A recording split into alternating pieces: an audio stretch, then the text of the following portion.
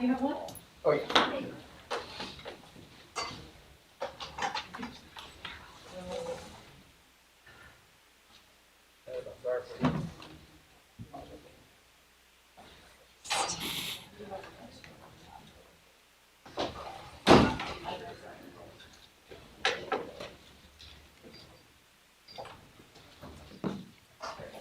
How you doing? Pretty dapper. He's a science teacher down at Roseland.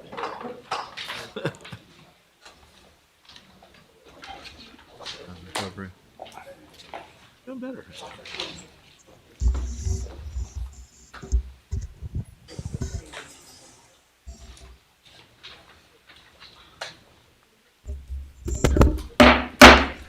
Good evening. I would like to call the Peoria Public Schools Board of Education meeting for March 22nd, 2021 to order.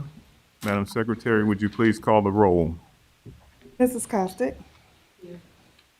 Mr. Kloss. Here. Dr. Rankin. Here. Mr. Walter. Here. Mr. Wilson. Good. Mrs. Ross. Here. President Shaw. Here. We have 7 present. Thank you. Please join me in the Pledge of Allegiance.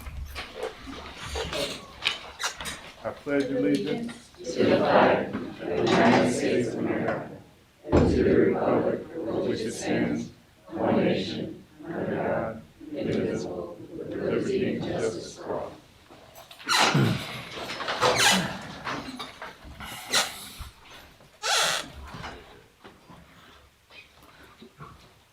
We will begin on this side tonight. Board members with announcements. Mr. Walder. Yes. The nomination deadline for those who excel awards has been extended to Friday, March 26th. Nomination categories are classroom teacher with 5 or more years experience, early career educator, a classroom teacher with 1 to 4 years classroom teaching experience, administrator, student support staff for licensed or certified staff members, educational service personnel for non-certified or licensed staff members. This includes custodial, administrative support staff, transportation staff, food service staff, and paraprofessionals. Team, any 2 or more members or volunteers who work as a team. And last but not least, community volunteer. Thank you, Mr. Walder. Mr. Klaus. Race to Save Our Stadium. Register now for the Race to Save Our Stadium 5K race and 1 mile walk. Saturday, April 10th at 8:30 a.m. We'll kick off the effort to raise funds for the renovation of Peoria Stadium. For details and to register, search Race to Save Our Stadium on Facebook. Thank you, Mr. Klaus. Mrs. Ross. Yes. Balanced calendar. If you're looking for more information about the proposed balanced calendar schedule, check the frequently asked questions featured on PSD website balanced calendar tab. There is still time to take the balanced calendar survey as well. In-person town hall meetings will also be held Tuesday, March 23rd, 6 to 7 p.m. at Manual High School. Wednesday, March 24th, 6 to 7 p.m. at Peoria High. And Thursday, March 25th, 5:30 to 6:30 at Richwoods High School. Thank you, Mrs. Ross. Vice President Wilson. Although the number of people receiving COVID-19 vaccinations locally is rising, safety protocols continue to be a priority at all PPS buildings. Parents, make sure your students are coming to school with the mask and that it is worn at all times, completely covering the nose and mouth. Also, make sure to wash your hands frequently and stay home if you are experiencing any COVID-like symptoms. Thank you, Vice President Wilson. Dr. Rankin. Spring break. Peoria Public Schools will be on spring break beginning Monday, March 29th. School will resume on Tuesday, April 6th. Peoria Public Schools administrative offices will be closed on Friday, April 3rd and Monday, April 5th. Thank you, Dr. Rankin. Mrs. Costi.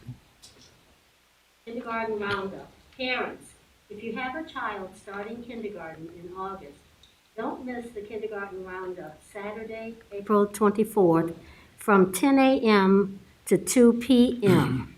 Enjoy free entrance to the zoo and receive information on getting your child ready and registered for kindergarten. Thank you. Thank you, Mrs. Costick. And congratulations to the Jameson School Life Skills teacher, Sharon Saylor, who recently earned her National Board certification.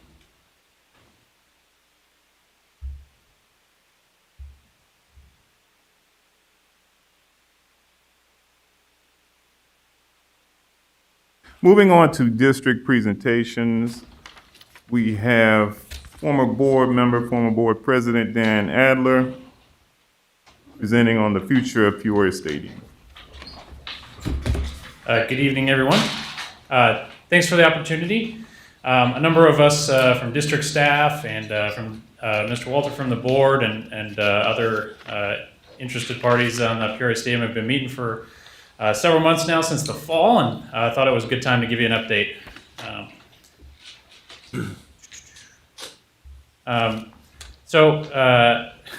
Sometimes I have to remind myself that I am not a Peoria native, and so the Peoria Stadium history is not steeped richly within me naturally, and many of you all are.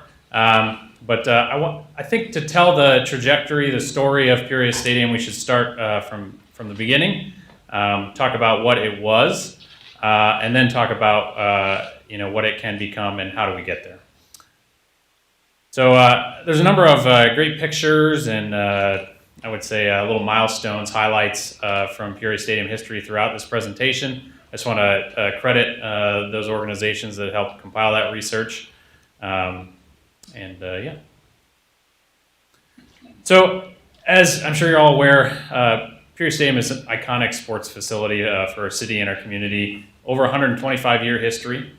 It's 82 acres of recreational green space in the heart of Peoria, which is 82 acres of green space in the middle of a city is pretty hard to recreate. It's quite a unique treasure. It is currently our home football field for the Peoria Lions and Emmanuel Rams, and I would say a local treasure and a major opportunity. Of course, there are legal and jurisdictional boundaries that come along with that. Of course, the district and the board as its directors owns the stadium property itself. Approximately half the property was leased to the Park District in 2006 for some improvements from a state grant, I believe 30-year lease. It has a number of good assets that support primarily sports and recreation activities at the moment. The football stadium is iconic. The sign out front of it is iconic. The grandstand is the only covered grandstand of its kind in the whole state of Illinois. There are 4 baseball and softball fields there on the southern end of the property. There is the North Stadium Park, which was part of that IDNR grant that the Park District got. And it has basketball courts and a playground and actually a really nice pavilion that was a great lunch spot for me in the middle of the pandemic. A good place to sit outside. Our current programming activity right now is not excessive. I'll just say that. There are pockets of activity that have seasonal distribution. Peoria Park District does a lot of programming on those softball and baseball fields. They have pretty active adult softball, kickball leagues. There's some youth baseball that goes on over there. And primarily in the fall, our middle schools use those fields for middle school softball, I should say, in a typical year. And then, of course, our high school football season is steeped in that football stadium. So that's kind of what it is today, but I want to just track back a little bit and talk about some of the varied use that the stadium has had over the years. The property was first purchased in 1895, really as a horse track. There are a number of equestrian enthusiasts that came together and put some money to plot out the 82 acres, and they built a 1-mile oval track. It became pretty popular for horse and dog racing, and eventually that horse and dog track was adapted to support automobiles. As a major source of economic growth and opportunity for the city of Peoria, the National Implement Vehicle Show, and it had a couple of different names, was hosted there. It was basically a big exhibit, similar to a fair or trade show. And the predecessor to the Chamber of Commerce would take out ads such as the picture in the upper right here that were basically national. They had their own publications, and it would draw people in from miles around, states around, to visit this show and some of the activities associated with it. You notice there's a plane on the top of that ad. I think in 1911, they actually made, I'm estimating, somewhere near the football stadium turned into a makeshift airport, and they flew a very low serial number Wright vintage biplane into the property and did a bunch of like demonstrations of an aeroplane. So it's been a long history and certainly some varied use. I would say through the core of the stadium's history, it had primarily sports focus. It did become an amusement park in the 20s, which was a source of some controversy in the city. And that kind of spilled us right into the Great Depression. Eventually, the supplemental income that people would leverage to bet on horse or dog races dried up. And so the site sort of became abandoned. And then that's where the school district and the school board stepped in and purchased the site in 1936 and upgraded it in 37, actually as part of a WPA grant. I'm probably only about 40 years into the history of the stadium, and we've already gone through the beginning of flight, the Great Depression, and now the New Deal. So I think that's worthy of an iconic history already. One of the things I love about the stadium, it is the source of the Peoria Red Wings. For those that don't know, but maybe have seen the movie A League of Their Own, Peoria had their very own team. It was called the Peoria Red Wings. Operated for 5 years, and literally the baseball stadium itself sat where the football field is now. So the visitor bleachers were like right field, and it was like a very short right field. And in one game in 1948, when that league was really at its height, at least in Peoria, they put 10,000 people in the stadium to watch a girls' professional baseball game, which is pretty awesome. A lot of people remember the Turkey Day games, Manual Rams, Peoria Lions, and then later the Catholic schools had a rivalry there as well as Bradley football. And then the track was the source of a 40-year set of meets for the Journal Star Honor Roll meet. Probably more interesting to the board or local political aficionados. The stadium has at times been the source of negative headlines and controversy, and I just want to tick through a few of them here. Literally the first year that the grandstand was built in 1895, the thing collapsed and had to be rebuilt. In the late 20s, the amusement park got shuttered in large part due to noise complaints and I think wanton drunkenness. 31, the Depression took out the racetrack. 36, the school board purchased the property, and I think had a pretty good run there for about 30 to 40 years. In 71, the grandstand was condemned. And if it wasn't for Pete Van Auken and some local high school kids knocking on doors for about a year, who knows if that grandstand would even be there anymore. And then prior to, I think, almost everyone's time, there were some rumors about a Walmart acquisition of the property. So if we look at that overall timeline, one of the patterns that we can see is that about every 40 years or so, the complex is in need of some either physical or financial rehab. So I think maybe Mrs. Kostick and Mrs. Ross and Mr. Walter and I were all in the same room at the stadium about 2017, and we had a community forum, and we asked local neighbors and anybody who was interested in the future of the stadium, what do you want us to do? You know, we weren't necessarily steeped in millions of extra dollars to rehab the facility, and we honestly just wanted to know what did the public think we should do. And one neighbor got up and she said, I don't know what you guys need to do, but you just need to fix it. Which, as I sat in your guys' chair not too long ago, that kind of thing just kind of made my skin crawl a little bit. Like, duh, like everybody wants to fix it. It's how do we do it that's difficult. But as I thought about it and we brainstormed over time, I actually really like that phrase because it's simple. We don't need to invent anything. We don't need to revolutionize anything.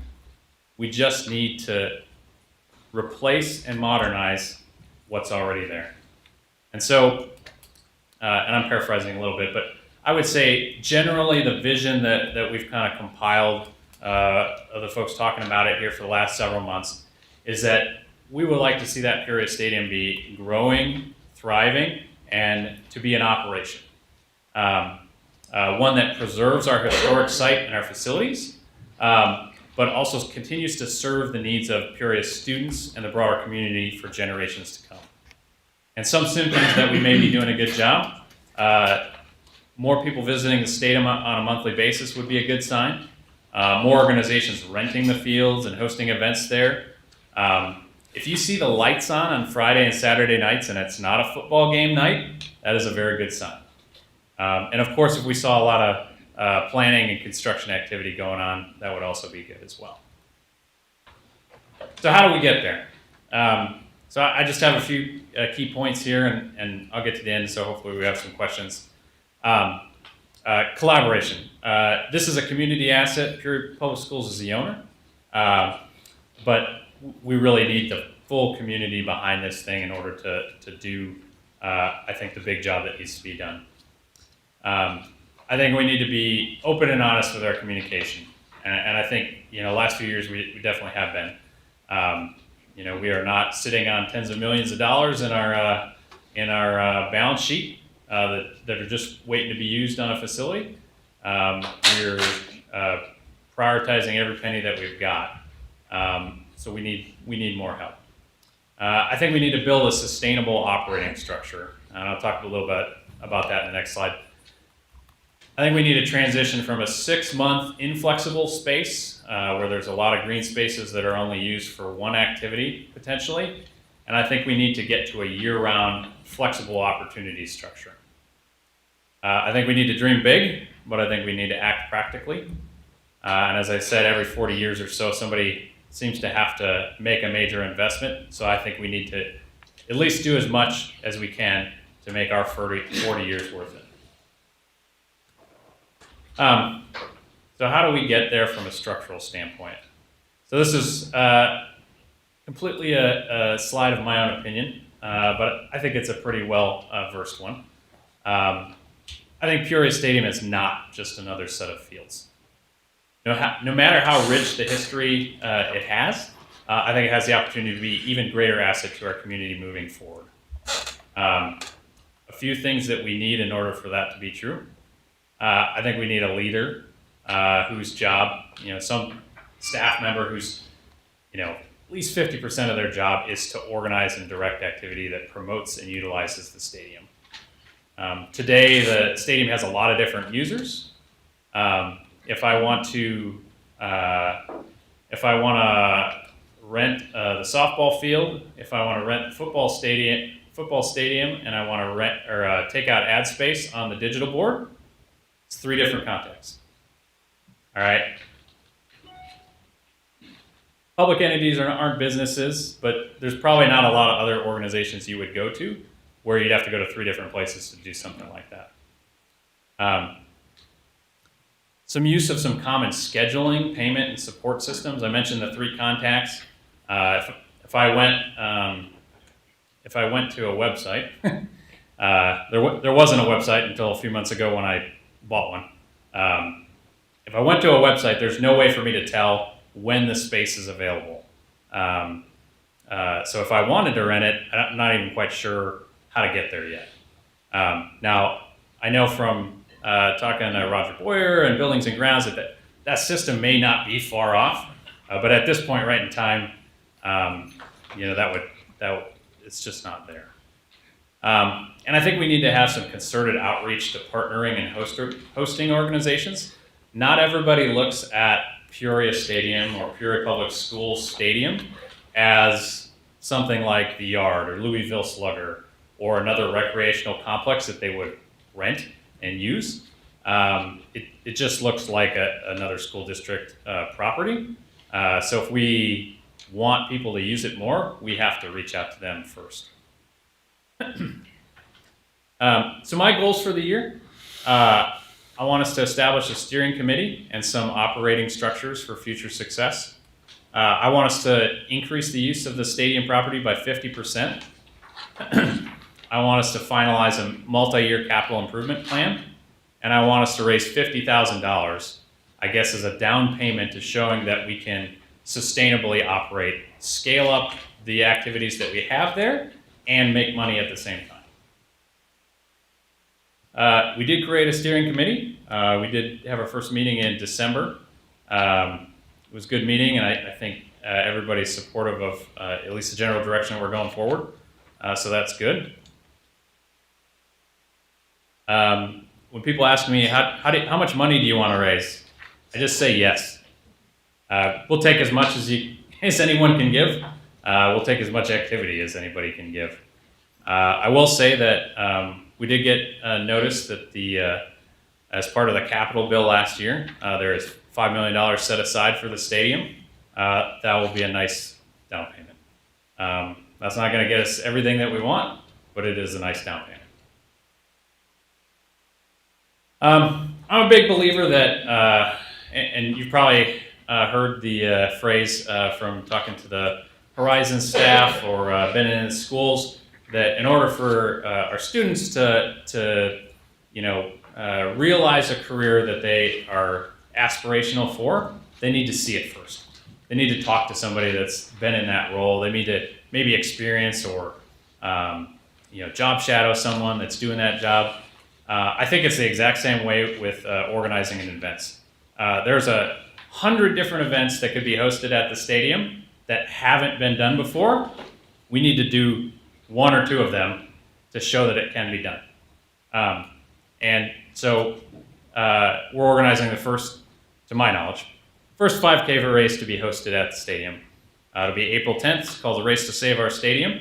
If you're not interested in racing 3.1 miles, there is a fun walk option. A big portion of your registration goes as a donation to the Peoria Stadium Fund. There's a t-shirt and some other nice giveaways. But it's a start. And we'll prove to those inside the district and outside that, hey, we can host a running race at the stadium. This is kind of an overview of some of the expanded activity that we have on the docket for this year. I mentioned the Race to Save Our Stadium. We're also going to host 2 baseball-related events here this spring. One is a youth skills clinic. It's a partnership between Richwoods Youth Baseball, Peoria Park District, Peoria Public Schools, and potentially some other organizations. And we're going to cater to age 7 through 10-year-olds. Those kids are ripe for being introduced to baseball, getting in love with the game, baseball or softball, boys or girls. And we're just going to offer that 2-hour clinic, give them a snack, run around, have fun, play ball. For the first time in probably over 20 years, we are going to host the Major League Baseball pitch, hit, and run competition at the stadium. I don't know, if you haven't been involved in one of those competitions before, it's a fun thing for the kids. They get really excited about it. They do an individual skill, 3 stations, pitch, hit, and run. They get to do it with all their friends. If they get selected to go on to the next round, they get like kind of a regional level competition. If they make it to the national, they're going to the World Series. So the icing on the cake is pretty good. In the fall, hoping to do a fall race, all within the limits of the stadium property. It'll be cross country or maybe like a Spartan race, some kind of off-road thing. And then we're going to host a baseball league out there and a fall tournament. Real quickly, priority projects. This is usually what people are most interested about. after you say $5 million out loud. These are 6 areas that we've talked about in some detail amongst the organizing committee as high priorities. 1 through 5, I think we kind of earmarked as possibilities for that capital grant. Number 6 is, I think, over and above that. But visitors, bleachers, and the scoreboard at the stadium, in the football stadium, they need serious work right away. The mechanical systems, the district did a nice job of investing in the roof recently. Now we got to kind of go underneath the curtain a little bit and work on some of the older systems that are there. On the football field itself, I think replacing that with multi-purpose artificial turf could be a huge draw. We could get a big expansion in terms of activities that could rent that and not have to necessarily put a lot of backbreaking effort into the upkeep of that field. I mentioned the walking path. I think right now there's kind of like a top dome to the loop in the stadium property as part of that North Stadium Park. Extending that loop down to the softball fields would give residents, big, nice walking path to walk on. It also gives an opportunity to maybe host some races and other events on that path. And number 5 is, just real quickly, I mentioned 12-month operation. The only way that we get there is with a dome. And I've spent a lot of time staring at the spreadsheet. That is a big key to getting to a sustainable operation, is having something that's available 12 months around. All right, and I'm almost done. Here are a number of ways you can help. Obviously, you could visit our website, peoriastadium.org. Attend any of the events is helpful. The Race to Save Our Stadium 5K and Fun Walk, as I said, is April 10th. It's on the website. Click a link, you get signed up. You also have the opportunity to make donations and sponsor engraved bricks. We have already collected donations and engraved brick sponsorships. It seems like a good opportunity to pick up some more money to support the stadium. And then here's some other ideas. You can volunteer or share your stadium stories, or if you have some wacky idea that you'd love to see happen at the stadium, just give me a ring. And that's all I have for you. Well, first, I want to thank you for your continued engagement. Nothing but good news. There's still a ways to go, but I can see you've made a lot of progress. Is there any feedback from board members? I would just like to echo President Shaw's comments. Thank you for putting this together. I learned a lot of the stadium today, so definitely going to be here to help as well. Thank you. President Shaw, can I? Dr. Karat? Thanks. Yeah, when Mr. Adler actually got off the board, I said to him, hey, there's a project, I still want you to be involved. There's a project that I would really like you to sort of spearhead for us, because a lot of us, with the grunt of the work, don't have the dedicated time to give it to the stadium 100%. And I will say, previous boards have worked very, very hard to try to improve. Over the years, the stadium really have just sort of been kind of left behind, because when you have to make decisions with limited funds and it's just languished, and there's a lot of work that needs to be done. I was there on Friday with the Peoria High Notre Dame game, and then I was there on Saturday with Manual and Centennial, and that whole bleacher side, it was pretty much condemned, really. I mean, it was taped off. It's falling apart. So there's definitely a big sense of urgency to raise some funds, and it's such a jewel. I love it, and just wanted to also give thanks to previous board who started the pathway for us, and I know Dave and Mick, and so it's really nice that Mr. Adler and the team, there's momentum there, and there's a plan and a framework, and as I said, we were able to get some funds from Representative Johan Gordon Booth to get us going with it, and there's still a lot more money that's needed to get it where it needs to be. But it's just very exciting, and I believe it will get done. And so thank you, Mr. Adler. Great, great, great work. Mr. Waller. Yeah, I just wanted to thank Dan too. A lot of this has been his vision, but I think the committee has embraced where he's going with it. And I think one of the things I like about it is the committee, I think, is kind of taking the attitude of go big or go home, because we're going to make this work.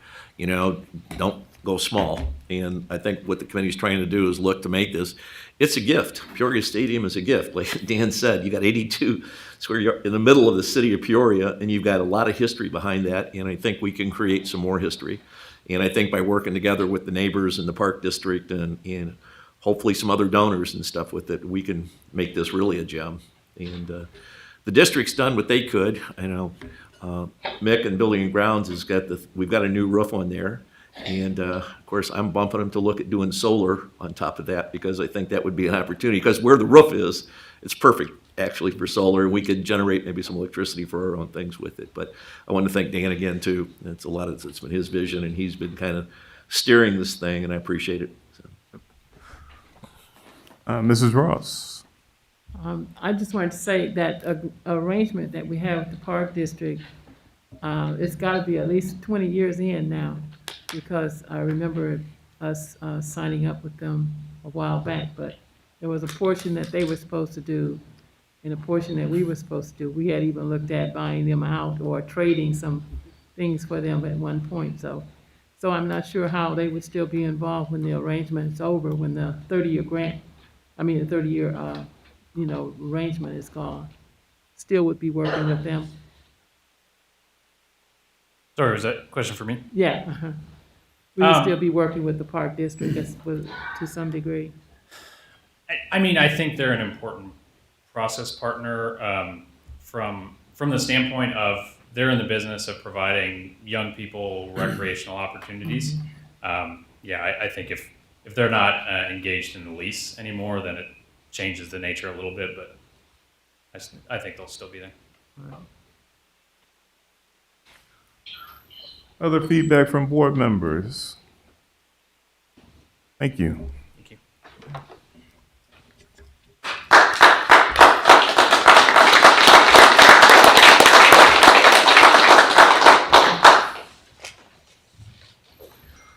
We now have a presentation we have a balanced calendar update from Dr. Wilson and Josh Collins.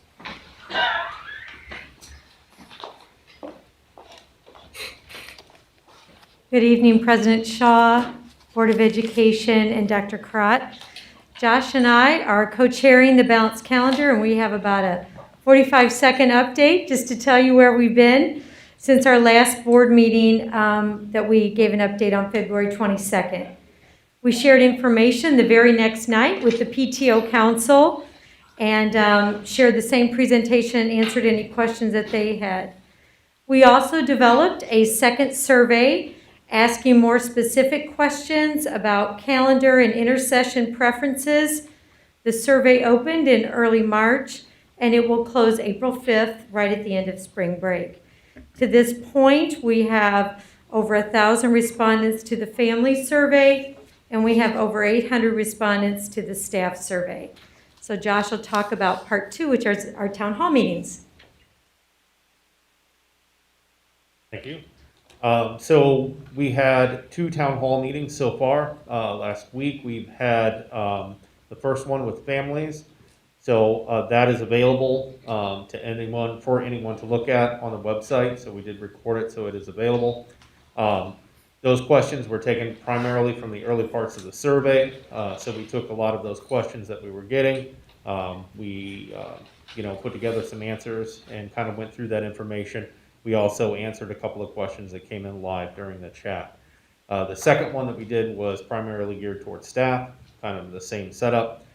We took questions that we were getting from various sources as well as the survey, provided answers to those questions, and then answered a few questions as they came in live on the chat. So those 2 have been already completed. We have 3 more for this week. I believe it's tomorrow, Tuesday. We have one at Manual. Okay. And then on Wednesday, we have one at Peoria High. And then I believe one has been added for Thursday for Richwoods. Those will be in-person town hall meetings, so anyone can attend, same setup, we ask and answer questions. So that's what we had for the town hall meeting. Questions or feedback on the balanced calendar? Dr. Rankin? Yeah, I have a question. So the survey that is currently still open, one of the first questions asks to rate or decide which one you like better, balanced calendar, modified calendar, traditional calendar. And then the rest of the questions only talk about a balanced calendar. Is the rhetoric around this information pushing for a balanced calendar, or is there truly going to be discussions around a balanced and or modified and or traditional calendar? Since those were initially put up as one of the first questions on that survey.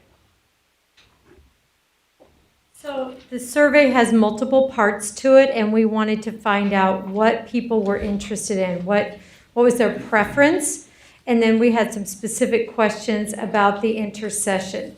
The proposal that was shared with the Board of Education last time was about a balanced calendar, but we also added a modified option as just something for folks to think about. But really the focus is on balanced calendar. That's what the proposal, the draft proposal was to the Board of Education. So if it comes back with the data that families and or teachers overwhelmingly would rather have a modified versus a balanced calendar, which is the difference of 45-day summer to a 30-day summer, would the committee be open to looking at that further rather than continuing with the rhetoric of just a balanced calendar? And I think that that's what we were just intending to do, to see exactly where people in the community, families, as well as staff, what their preference is. The balance, or the survey, is one data point. We've also collected other information along the way.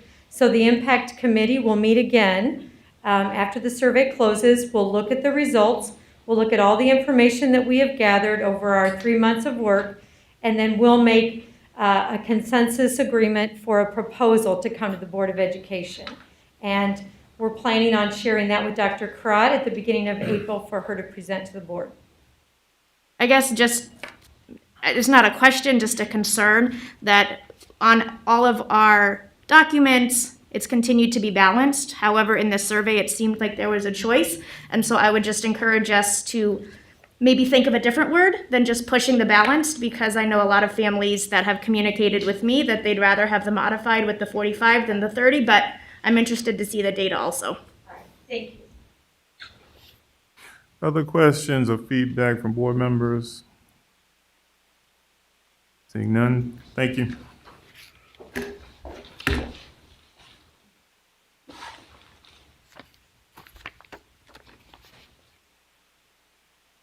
Okay, we're now ready for presentations by the audience. As you're aware, presentations by the audience are limited to 5 minutes. We ask that you keep the comments constructive.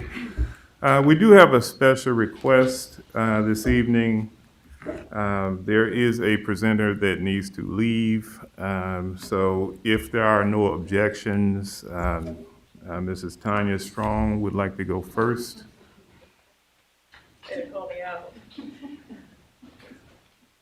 Seeing none, Mrs. Tanya Strong.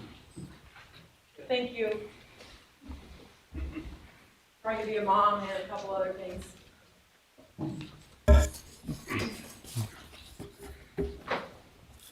Tanya Strong, Vice President of the Peoria Federation of Teachers, started my proud career in Peoria Public Schools in 1991. Our union started bargaining for return to school for the 2021 school year on July 17th, 2020. Yes, I showed up on my birthday to support our union. We've shown up and participated each and every time we've been called to the table, meeting last March 11th, 2021. At that meeting, both sides felt very successful with our efforts throughout this year. So to have a conversation with the superintendent the next day telling us the bad news, all interventionists and coaches would be returning to the classrooms, was a shock when we had just heard in bargaining the prior day What an asset and necessity these interventionists and coaches were to the effectiveness of our education, as well as the interventionists and coaches hearing firsthand from our curriculum director that she was excited for them to be back in their positions. We were also told that no teachers other than non-renewals would be cut from the buildings, but new teachers will now be moved from the buildings based on district seniority. As a result, those with the lowest seniority are looking for new jobs, and this is not what we want. Tamika and I have witnessed firsthand through the mentor program some of the awesome first-year teachers that we have. In short, please retain coaches and interventionists. While other districts are adding them as additional support with their CARES Act money, we are cutting them. It's time to look at the root cause for our low teacher retention rate. When would you like to meet? Thank you.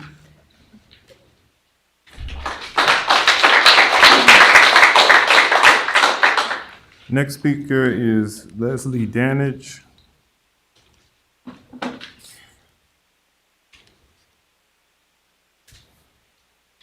Hello, Leslie Danich. I am a Peoria Public Schools teacher, year 20, during the pandemic, and also a parent. Valeska, Hines, Von Steuben, Peoria High, and Ridgewoods. My kids have attended. Tonight, I just want to take a moment to speak about some items from the previous board meetings from a teacher perspective. I'll start with one of the more recent items, and probably why it's so full in here tonight, the elimination of interventionists and/or reading coaches. The public statements issued cited the need for classroom teachers as the #1 factor in eliminating these positions. Upon looking into this, I found what I already knew to be true. The areas with the most unfilled positions are specialty positions, such as ELL, special education, and also middle and high school. I fail to see how eliminating primary interventionist positions will fill this gap. We continue to hear that the district makes data-driven decisions, but that seems true at the primary level only when it is convenient. The data shows that it is the interventions led by qualified staff that progress early learners, not the use of technology. As a district, however, we have chosen to continue to invest in and promote Waterford for our K-2 students. I've heard the board ask for data to support that decision, but I've yet to see any such data produced. I want each of you on the board to understand that whether it is voiced or not, the plan for interventions for our Tier 2 and Tier 3 students will be all technology-based if our interventionist and reading coaches no longer exist. In essence, what the administration is saying is that the same platform that has not been successful during an entire pandemic and requires the implementation of a robust summer school is going to be our default moving forward. I would also like to point out that many of the schools with the most frequent job openings suffer from the most frequent administration switches. For whatever reason at these meetings, that tends to be ignored. I recently listened to the following comments being made at a board meeting by upper administration. Something to this effect: teachers should focus on teaching and learning rather than student issues. I agree, and we would love to.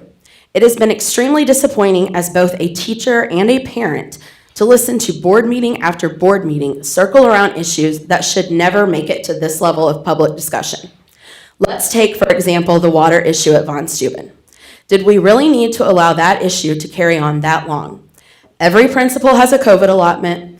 Every principal made a return to school plan. How water was overlooked, I do not know. All I can tell you is that in my building, my principal had bottled water for all students until the water bottles she arranged to be donated by a local business arrived. Why, when this issue was brought up, someone from this administration building was unable to walk across the parking lot and ask the principal at Von Steuben what she needed to get water in her building, I will never know. It was embarrassing, and that embarrassment does not fall on the teachers. The same can be said for the lunch issues at various buildings. Mark Streamer has to report to someone in this very building. That person should have confronted that issue and corrected it before it ever made it to multiple public platforms. If the response is, we didn't know, well, you should know that students had been eating the same sandwich for weeks. Someone orders the food, and it is not teachers or principals. Teachers should absolutely not have to police food and water, especially when there are 2 or 3 levels of administration above them that control those decisions and are paid far more. As I close, I'd just like to remind everyone that we all work for the same boss, our students and their families. I'd also like to remind everyone here that if you cannot or are unwilling to come to a classroom and model for a teacher what you are asking him or her to do, then you likely are not the person that should be making that decision alone. We need each other, everyone in here, for things to work in the best interest of our students, and I think this is a good time to remind ourselves of that. Thank you, and have a good night.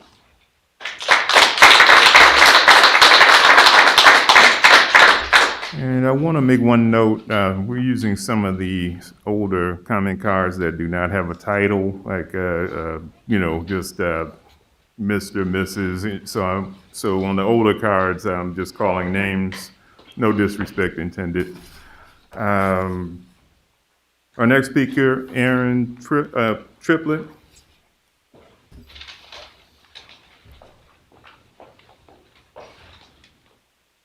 Good evening. I am a school psychologist. I'm based at Manual, and I also cover Calvin Coolidge.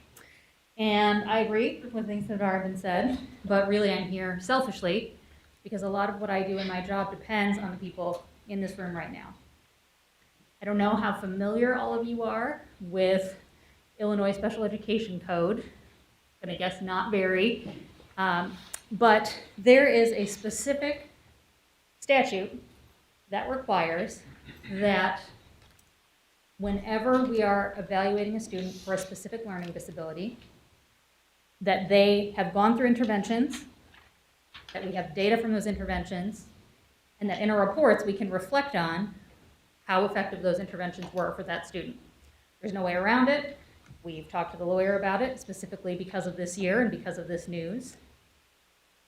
We also have, in that same set of code, a requirement that we have an obligation to find every student who has a disability, to go out and seek students who are struggling, to identify them, and to do something about it.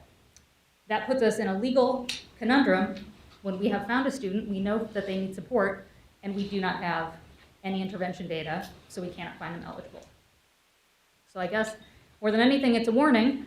If we let these people go, move them into a different position, and we don't have a substitute, which, tell me what online program is a substitute for the people here, we're going to be dealing with legal problems.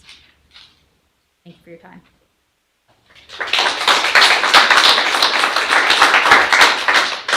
Next speaker is Laura George.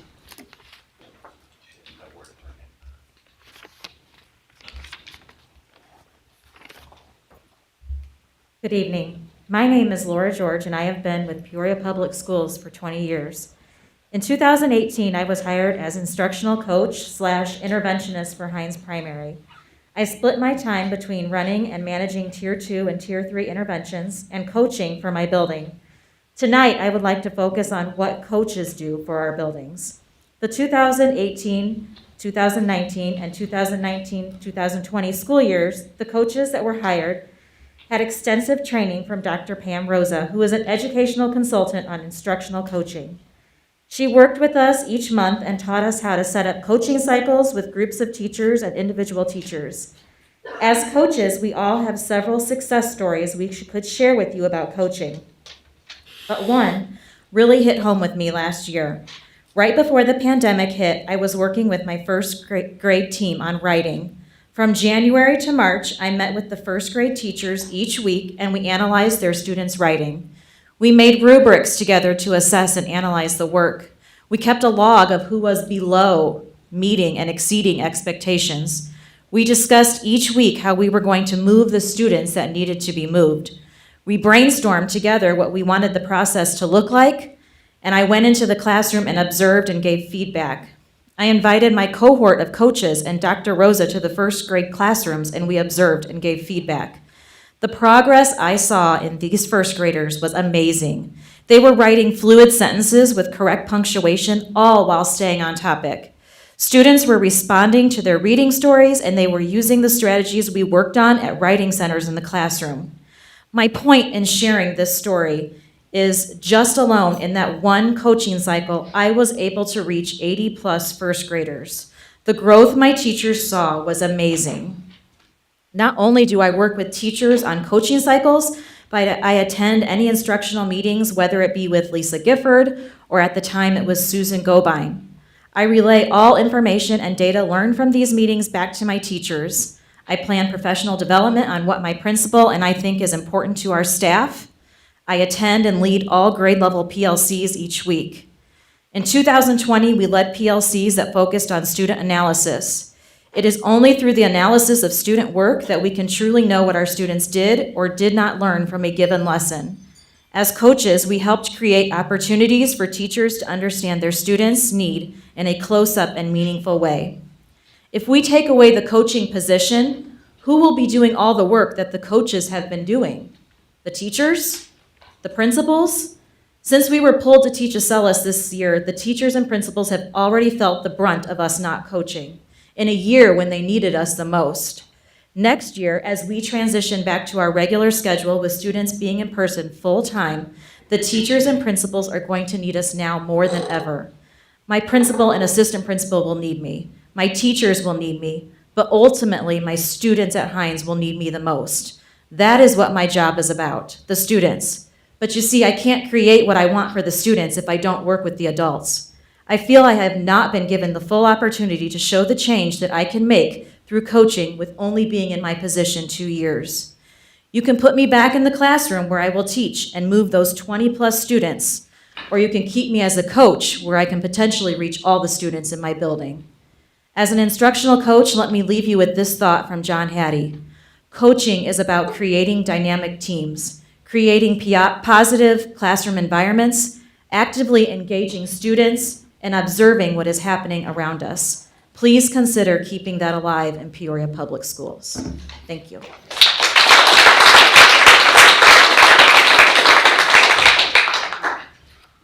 Our next speaker is Mike Murphy.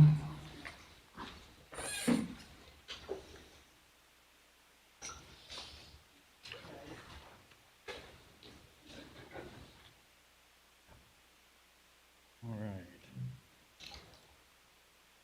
Good evening. I want to start by thanking you, President Shaw, Vice President Wilson, the rest of the school board, and Dr. Karat for allowing me time this evening to update you on the progress with the water bottle filler initiative.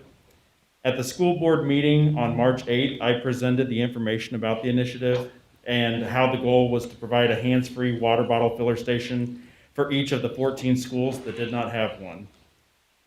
Tonight, I am pleased to tell you that we achieved that goal in just 2 weeks, but there is more.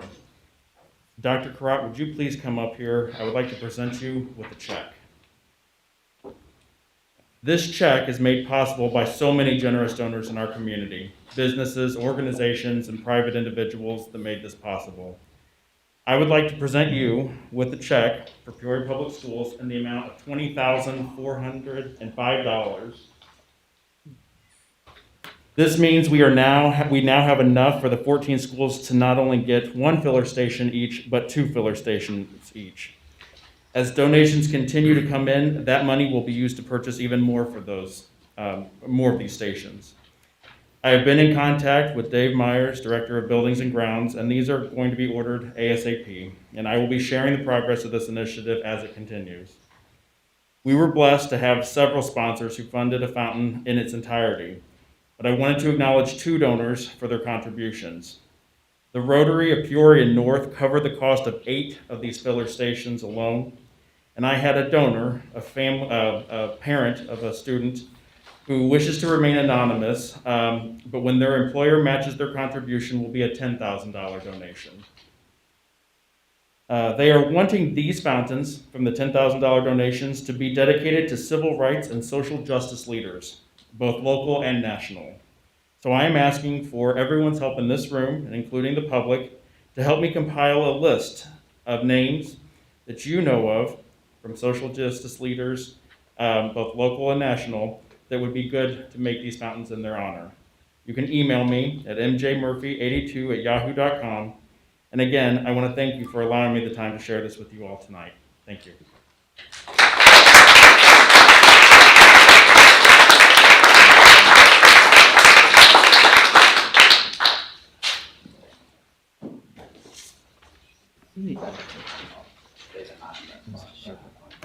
Mr. Shaw, while we continually take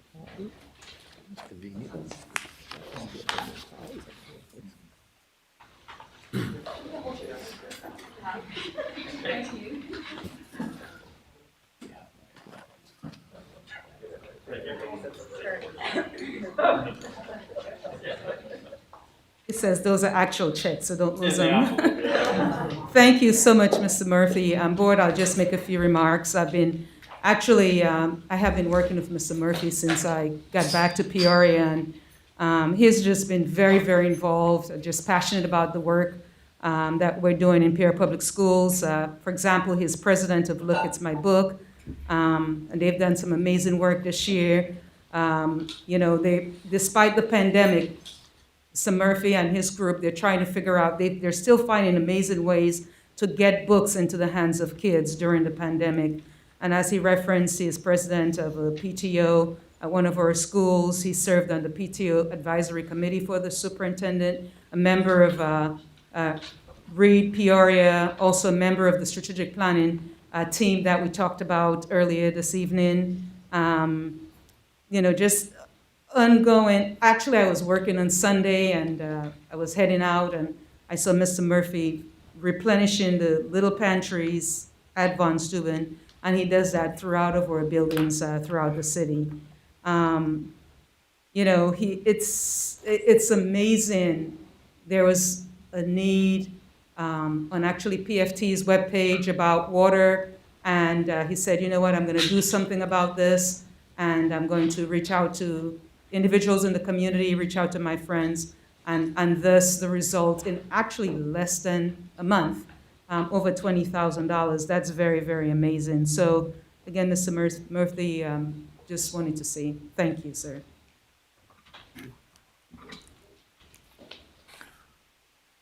Our next speaker is Kelly Stewart.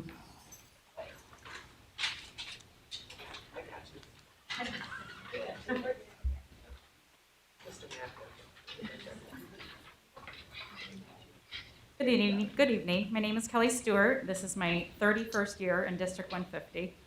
I am the coach at Maude Sanders. Both of my children attended District 150, kindergarten through 12th grade, and Dr. Karat was actually their first principal. I've invested a lot in this district, and I care very much about our students and families.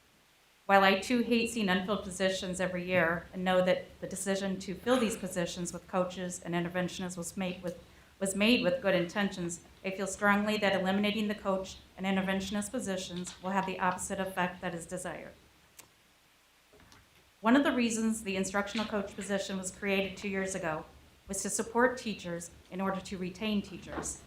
Additionally, coaches were brought in to strengthen Tier 1, our core. Tier 1 is the grade level instruction that all students, including our highest achieving students, receive. In our training as an interventionist and as a coach, we were told we needed to fix the bridge, or the foundation, in order to keep students from falling through the cracks. Our goal in strengthening Tier 1 is to prevent students from needing interventions, in addition to growing all students. When Tier 1 strengthens, that is when growth happens. When teachers grow, students grow. Instructional coaches work with teachers individually, with grade level teams and MPLCs. We model strategies, analyze data and work samples, and plan next steps in instruction. We troubleshoot, encourage, and provide emotional support to teachers. Because we are not evaluators, teachers feel comfortable coming to us for support. We were in our second year of training last year and just gaining traction when the pandemic hit. We know that our students have suffered instructional and emotional loss. Our teachers have been in survival mode. Our students and teachers are going to need more support and guidance next year, not less. Neither our students nor teachers deserve to have that support taken away. Teachers will need guidance in identifying learning gaps and how to best support our students in Tier 1 and academically for our students who are already receiving Tier 2 and 3 support or will need it. Our interventionists are counted on to provide interventions to our most discrepant students. Interventionists not only provide student interventions tailored to student-specific needs, but also support teachers in progress monitoring training, analyzing that progress monitoring to determine if the intervention is effective or needs to be modified. Interventionists work with our school psychologists and social workers and lead problem-solving meetings. Teachers already have so much on their plates, and putting that additional responsibility on their plate will likely lead to more teacher burnout and more teachers leaving the district. Again, I understand how frustrating it is to have unfilled positions, but taking the support away from our teachers and students is not the answer. Many of our displaced teachers are going to leave the district, and if our new teachers will not have the building support they need. I hope that you reconsider the decision to cut these positions and keep supporting our students and teachers. Thank you.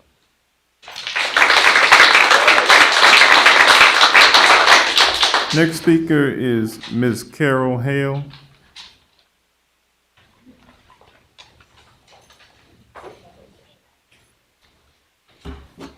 Good evening. My name is Carol Hale, and I'm the special education teacher at Dr. Maud Sanders Primary School. This is my 33rd year of teaching. The past 28 years have been in Peoria Public School. I sent each of the board members emails about my concerns, so I do not plan on repeating much of what I already said. I want to start by commending the administration and school board for their innovative and forward-thinking ideas that they showed over the past few years. I believe that we were in the best place instructionally than we've been in the 28 years that I have taught here. What a brilliant idea that Dr. Rosa was brought in to train instructional coaches. My school has been blessed to have fabulous interventionists and instructional coaches for years. Every single one of them spent countless hours before and after school laying the groundwork for success. And I believe that last year, with our new principal and assistant principal forming an instructional leadership team with our instructional coach, our interventionist, and our reading recovery teacher, we were headed in a positive direction. Last year, our instructional coach really held our feet to the fire, making sure that our teaching strategies were effective, helping us analyze student work samples, differentiating and providing guided reading group support. She even did book studies with teachers on best practice. She was our cheerleader, mentor, expert, and confidant. We were all rowing the boat in the same direction. Meanwhile, our interventionist was on top of the testing, progress monitoring, and tutoring of students. She was always there to make sure that we knew how to set goals and were following best practice for moving the students forward. Then the pandemic hit. This national crisis has affected every child, and we now need to make tough decisions that will help move our students forward. I know that there's a teacher shortage. Something needs to be done about the shortage, especially at the state and national level. I am asking that you think about the consequences for putting our instructional coaches and interventionists who have been very well trained back in the classrooms, where these skills will help them to be even better teachers. But wasn't the idea to train these teachers so that they could spread their knowledge? If they are back in their own classrooms, they will not be available to help the permanent subs, brand new teachers, and teachers who need or want to continue to get better with things like progress monitoring, differentiating, guided reading groups, effective teaching strategies, tutoring, and so many other things that the instructional coaches and interventionists do to help teachers be more effective. I am sad that the pandemic happened and we were not really able to prove with data that the hard work that we put into teaching last year was all worth it. Our amazing instructional coaches and interventionists have spent years preparing for the marathon that they never got to finish. And I think that in the long run, our students will suffer. I truly believe that the students will be better off with the instructional interventionists and coaches doing what our administrators train them to do. Thank you.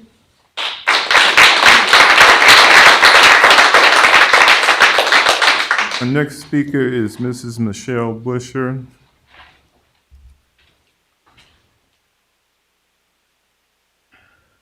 Good evening, board and members and Dr. Correct. Last August, my name is Michelle Busher and I work at Sterling Middle School and I've been there for several years. And last August, I was notified that all interventionists and instructional coaches would be teaching ASELs due to COVID, and we would be returning to our positions the following year. I'm here today because that promise is not being kept. All of us were more than willing to step up and do whatever was needed during the pandemic, but now we're just being unfairly removed from a job that is essential for our students, teachers, parents, and principals. For several years, I've been an interventionist at Sterling. For those of you unfamiliar with my position, I provide small group interventions for students needing Tier 2 and Tier 3 support in reading and math or both. I teach the students 3 to 5 days a week for 20 to 30-minute sessions based on their level of need and monitor their progress. Last year I had about 82 students from grades 5 through 8, and 6 of those students were later evaluated and placed in special education. It is important for schools to focus on intensive interventions because it gives an opportunity for schools to figure out ways to serve the neediest students. You might wonder what I mean by an intensive intervention. The idea is that if you have a core program, whether it is reading or math, then those students for whom that is not enough, we provide something supplemental. We are already seeing a great need for students needing more supplemental supports now because of the pandemic. So an intensive intervention is really viewed as an intervention that is most specific for the students most in need. By providing intensive interventions, by organizing your school to address them, you are really embracing every student who comes to your school, and you are saying no matter what their instructional needs are, we are going to implement an appropriate intervention for that child. When did we become that district that is unwilling to help our most needy? We set the bars for other schools around us regarding interventions and instructional coaching, and now we are going to reverse our direction even though it is best for our students. The gap that you will leave in our schools if these positions are eliminated is vast. Instructional coaches will not be there to assist principals and teachers with core instruction, best practices, and support our staff as they try to keep up with all the changes happening too frequently. Interventionists will not be available to give direct instruction and support the students that are struggling in the class and to identify a student that might need special education. We will not be able to support students as they struggle to meet the needs, teachers as they struggle to meet the needs of all students and still do all of the work they must complete. This decision has left me wondering about what about all that training and money and time that has been invested in professional development for our instructional coaches and interventionists. I know the instructional coaches went through a lot of great training, and it has been seen in my building, and they're wonderful. And also is Peoria Public Schools just going to ignore the MTSS and RTI and watch all the kids fall further and further behind? We have very qualified and trained people that can implement RTI and MTSS with fidelity and integrity. What about professional development and PLCs for our staff? Are we just going to put that to the wayside and not offer that anymore to our staff so we can continue to grow our staff? And who's going to do the work of the interventionist? I have the utmost respect for our wonderful principals, and I hope this is not another thing that drives the great administrators and districts and teachers from our district. I was looking around and I thought that PPS matters, and it's very difficult to see that this is true. We cannot provide quality, engaging, and safe environments if we have ourselves anxiety, depression, and are burned out. And eliminating interventionists and instructional coaches not only affects us, it affects the entire building. You can promote self-care all you want, but it seems just like a lot of talk. Let us continue our work and support our school community. I invite any school board member to come to my school and see how hard administration is working to keep our building running. Please come see how hard the teachers are working. Look at the instructional coaches and the interventionists do to support administration, teachers, and students. I hope you reconsider this decision and return us back where we are needed and promised. Whatever the problem that we're eliminating by eliminating these positions will solve will only be temporary, and we will feel the effects in the long term. I'm sure that if we work together, we could come up with a much better solution. Thank you.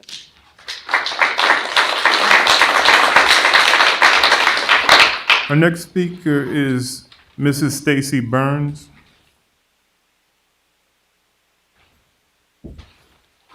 Good evening, board members, Dr. Karat. My name is Stacy Burns, and I've been the interventionist at Treewind K-8 School for the past 3 years.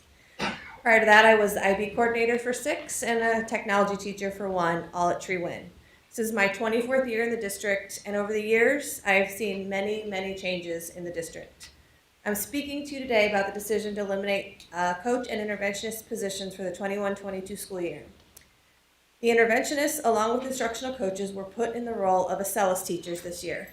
We were put in these positions with the promise that we would be back in our role for fall 21-22 school year. However, we've been told that we're being used to fill open positions in the district. But the reality is many of us are not certified to fill those positions that are currently open. For example, I cannot teach high school, foreign language, special education, or middle school that's not self-contained. Coaches and interventionists are a vital part of our school community. I started in District 150 as a 4th grade teacher. I actually had Miss Andrews, my current principal, as a reading coach. This was a new position, and we did not know the value of that position until it came. The support we were given was so impactful with our students and our teaching. Every year since then, there has been a supportive role: reading coach, interventionist, instructional coach, for our teachers and students. We are boots on the ground with so many duties, responsibilities, and roles to fill throughout the day. Teachers are capable of getting things done.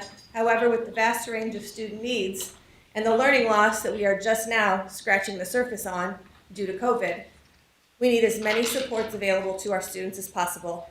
This is not the time to be pulling these supports away. Interventionists and coaches have been trained extensively to know how to hit the ground running on day one. Both positions provide teachers support in helping differentiate student needs in accordance with the MTSS process. My brother is a principal in another district across the river, and he has both of these positions in his school and is actively trying to hire more, as are other districts. Morton, for example, is listed on their human resources page right now. Peoria Public Schools has been the example on how to provide these supports to students, and he was very shocked these positions were being taken away.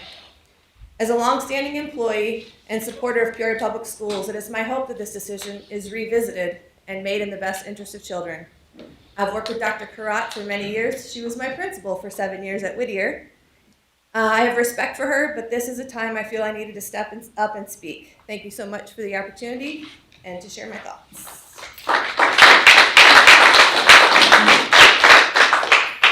Our next speaker is Mr. Terry Knapp.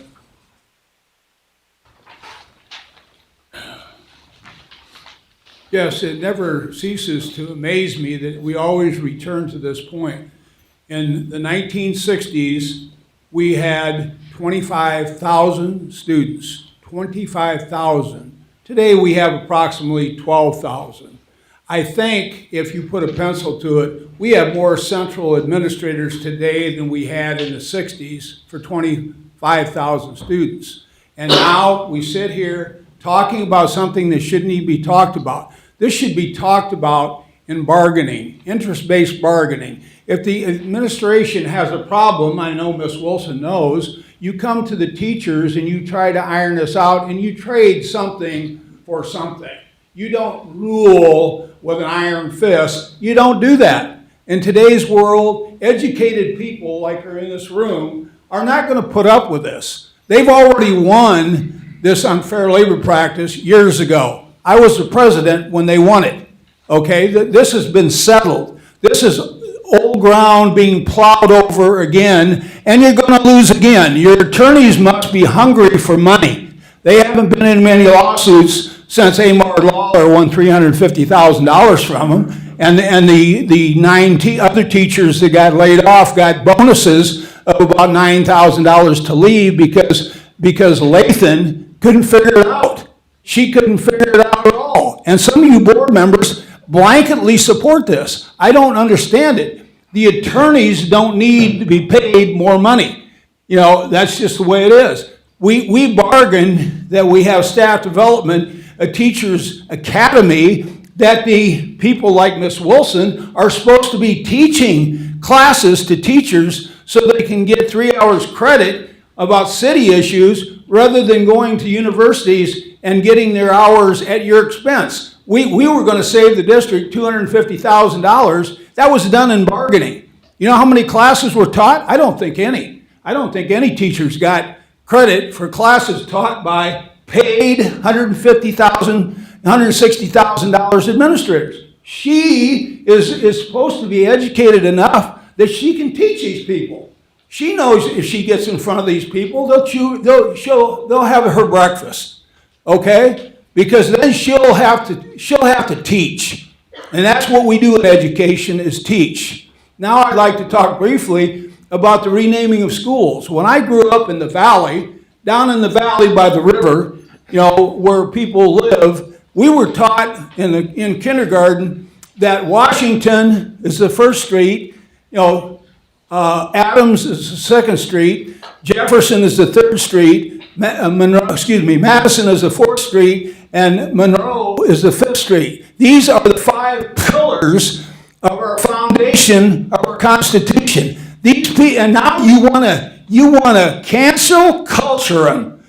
Let Cardi B entertain us. You know, you ought to be coming out with a statement against Cardi B and the Emmy Awards for teaching that crap to our kids. That's what they're watching. Besides having phones and sexting each other in school, which you can't control the phones. Oh, we were going to do we have those cases yet where the kids put their phones when they come in the classroom? Did the administrators get those? I don't think so. I haven't heard about them. You know, we ought to be doing something constructive instead of wasting our money on Quest. Quest hasn't even reported here. What have they done this year with your $6 million? And the $42 million they took, and when Edison took $42 million, we had $60 million in surpluses in 2000. $60 million. We got nothing.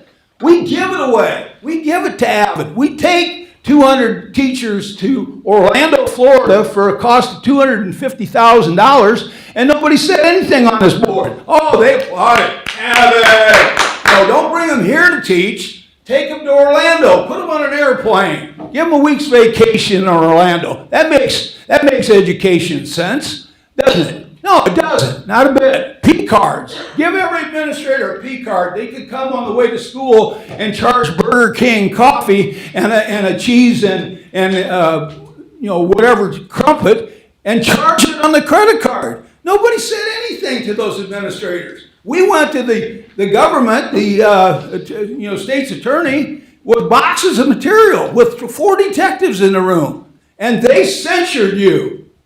They censured you. Quest had the FBI come in and take their records. FBI! Never has that been done in Peoria, Illinois. And we renewed their contract. We continue to do this. It is insane.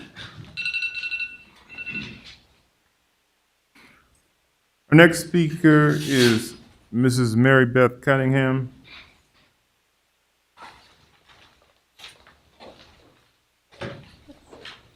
Mary Beth Cunningham, is this fun? I don't know. Mary Beth Cunningham, 6219 North El Dorado Drive. I'm going to cry because I didn't know everyone was showing up for interventionists and coaches this time. 3 years ago, I begged you guys not to do this. I'm not a teacher here. My kids are touched by interventionists and now job coach, okay? I begged, and at the time, Mr. Walther, and at the time, Dr. Bob, who's not here, really pushed for answers for me. I met with Dr. Wilson and Maureen Langhoff in a private meeting. I did the work. And it's not because I have extra time. I don't have time for this. My kids need this. These kids need this. I did it because my kids were touched, and if my kids were touched by it, everyone on the board who has kids in the district, I guarantee you your children. And there's, I think, 3 or 4 of you with kids, or 5 of you maybe, between kids, grandkids, and all that stuff. I guarantee you your children have been touched by coaches and interventionists, and you might not even know it, because it doesn't have to go on a 504 plan. It doesn't have to be in an IEP. These are what I call angels on earth, swooping in to get things done before it gets bad, before people get lost in the shuffle. And my kids were the kids that would be lost in the shuffle were it not for the fact that I am a really squeaky wheel and I'm their mother, and because we just happen to have really good interventionists and coaches.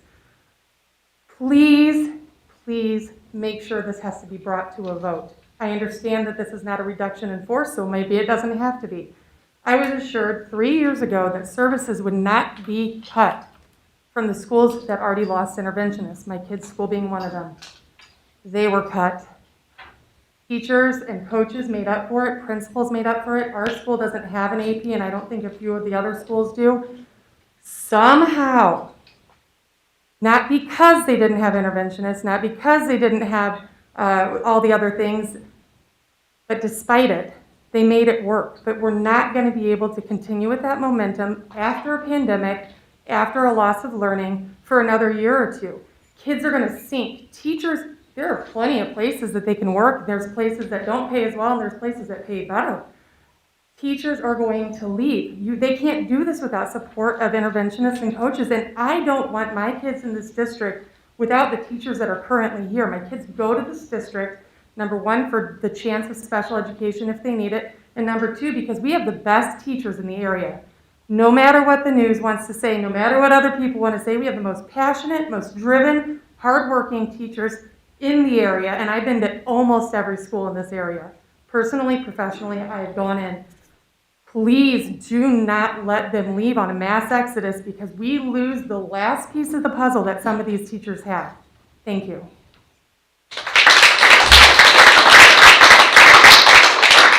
Next speaker is Mr.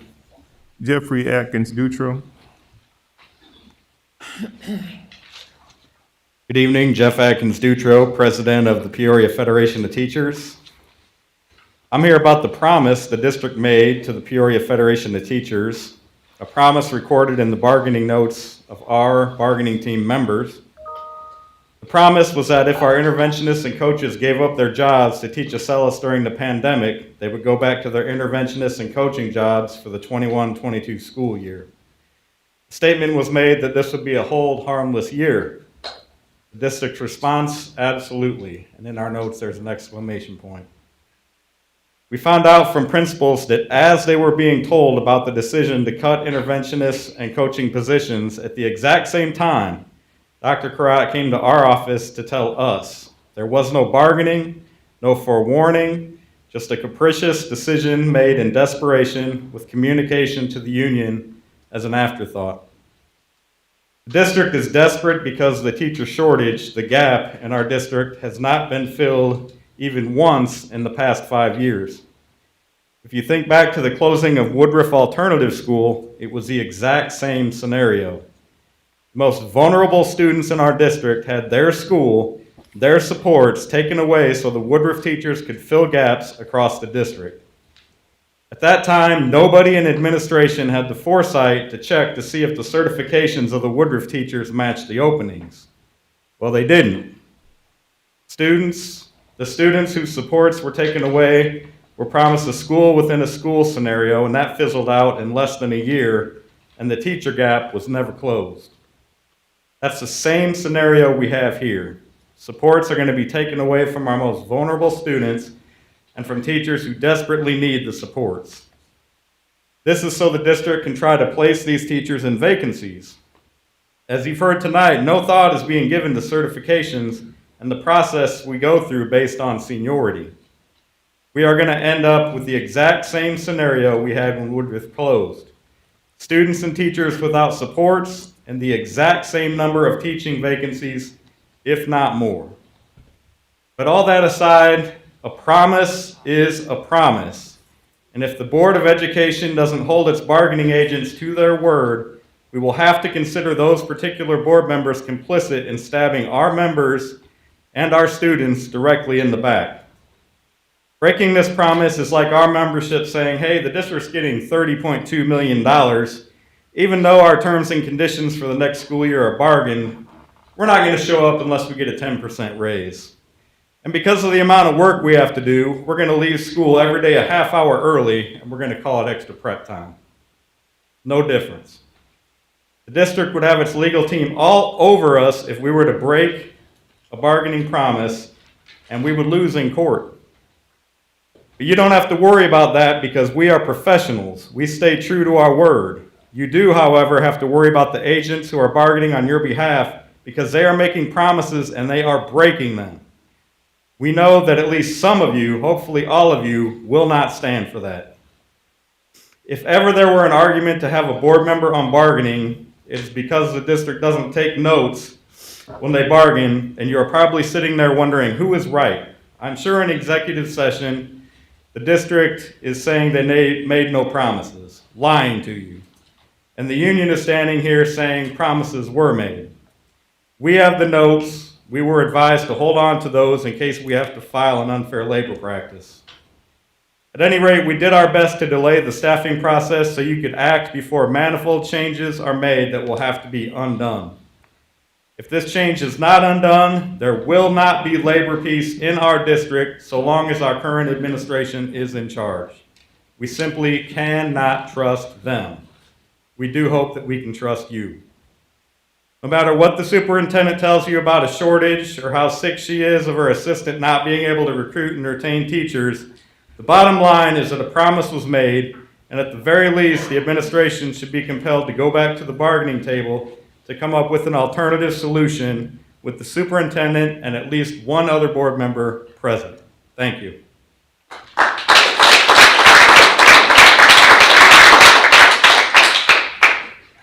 Board members, we have 2 cards that were received after the meeting began. As a rule and as stated on the card, these are to be accepted before the meeting begins. So if there is a consensus to let these 2 final speakers go forward. Thank you. Our next speaker is Heather Mon.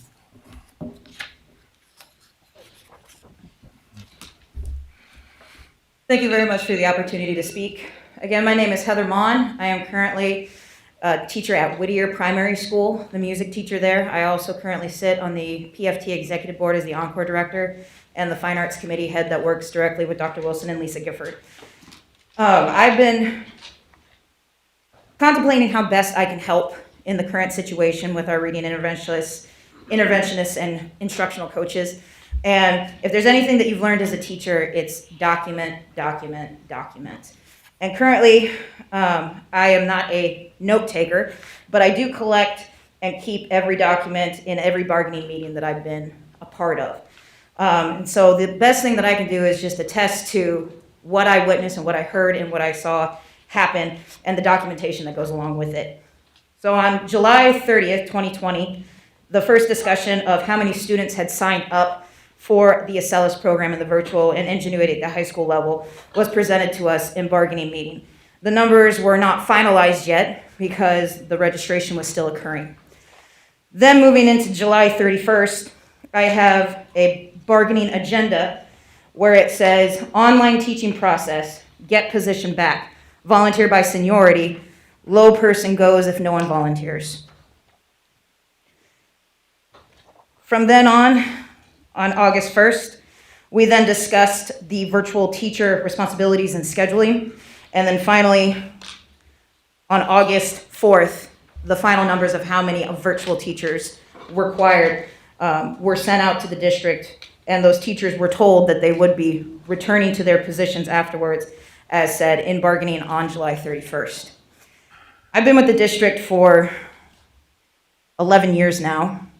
And in that time, there's been several chances and several attempts to turn me into something other than a music teacher, to turn me into a reading teacher, a math teacher, a technology teacher, a tutor, and even a reading interventionist.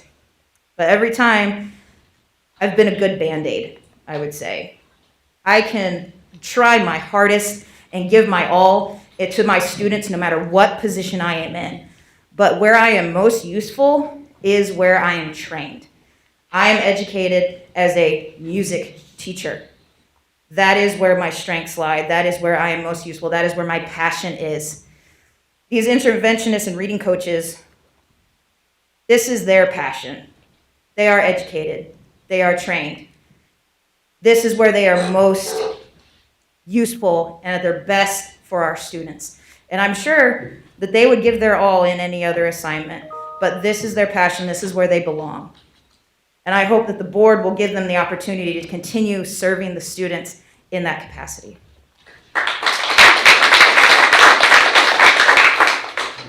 Final speaker is Alana Dawson.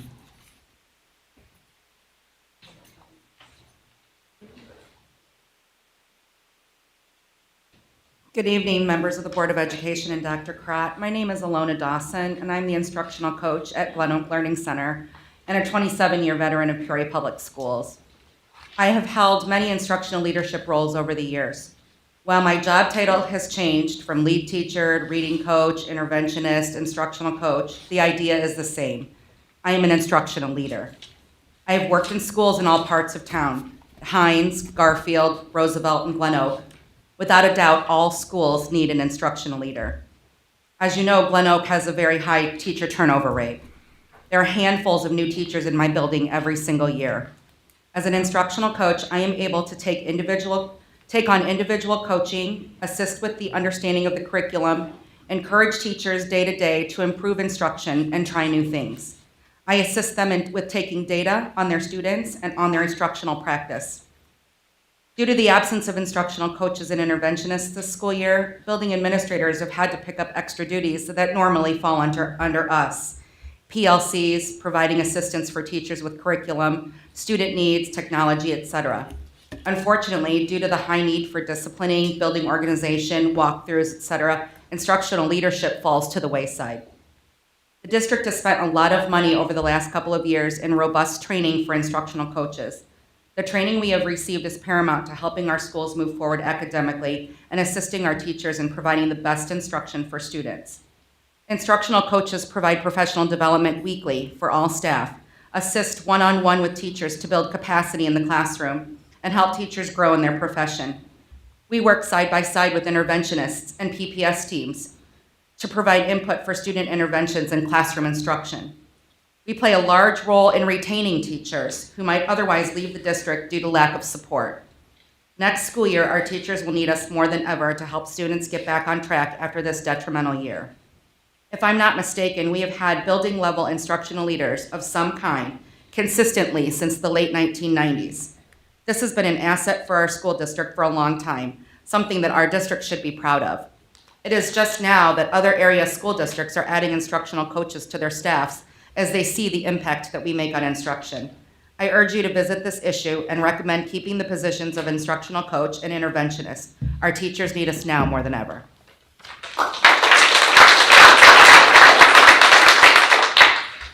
Mr. President, there was one more card that we had turned in that I think got skipped over for Kelly O'Neill. Okay, maybe the card. I did see that name, and that would be my mistake. In fact, I don't need the card. Kelly O'Neill, I did see that card, so I think I just just passed by it. Thank you. Hi, my name is Kelly O'Neill, and I am the instructional coach at Calvin Coolidge Middle School. My interventionist Colleen Wake is with me as well. I'm speaking to you today about the misguided decision to eliminate the coach and interventionist positions for the 21-22 school year. We were both put in positions for virtual learning in August of this school year because of the pandemic and the need for virtual teachers. We were also told on numerous occasions that we would be returning to our positions for the 21-22 school year, and that we would be busy as so many teachers would need coaching and so many of our students would be behind academically. I know I felt assured that my job would be secure, that I would once again hit the ground running in August to help new teachers become successful and continue their careers in the district. I have seen firsthand how the loss of the instructional coach and the interventionist has impacted our school. Our students are not receiving all the necessary interventions to help them bridge the academic gaps that have occurred during the pandemic. Many of our students have been adversely affected by not having the data necessary for entitlement, problem solving, and additional supports. Teachers have been negatively affected by not having the coach to streamline the PLCs, offer additional PD, discuss student work samples, give support, mentor, model, and co-teach lessons to help them be more successful in the classroom. Coaches also assist teachers in collecting and deciphering student data. One of the biggest problems teachers face is discipline in the classroom and meeting the needs of individual students. Coaches bridge those gaps for teachers, helping them implement programs and problem-solve classroom management. The instructional coach is a conduit between the administration and the teachers when new programs and initiatives are put in place by the administration. As many of you are aware, our teachers are our greatest resource, and many are feeling overwhelmed. And I fear that next year this feeling will not only continue, but will grow because of the loss of the instructional coach and the interventionist. This is not the time for these positions to be eliminated. Other school districts in Central Illinois are recruiting instructional coaches and interventionists because they understand the importance of these positions. Please do what is in the best interest of our teachers and especially the students we serve, and reconsider the elimination of these positions. Thank you.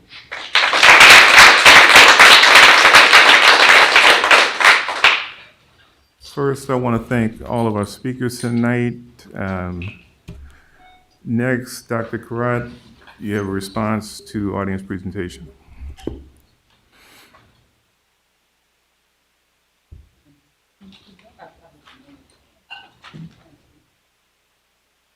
I was going to do it as part of my return to school, but I'll go up and respond to this one.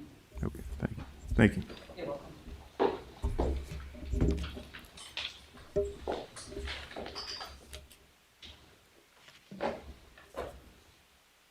Yep. Board, good evening again, President Shaw and Vice President Wilson, and again, Board. Like you, President Shaw, I would like to thank each teacher for coming this evening to provide feedback, and also wanted to continue to thank them for the amazing work that they're doing.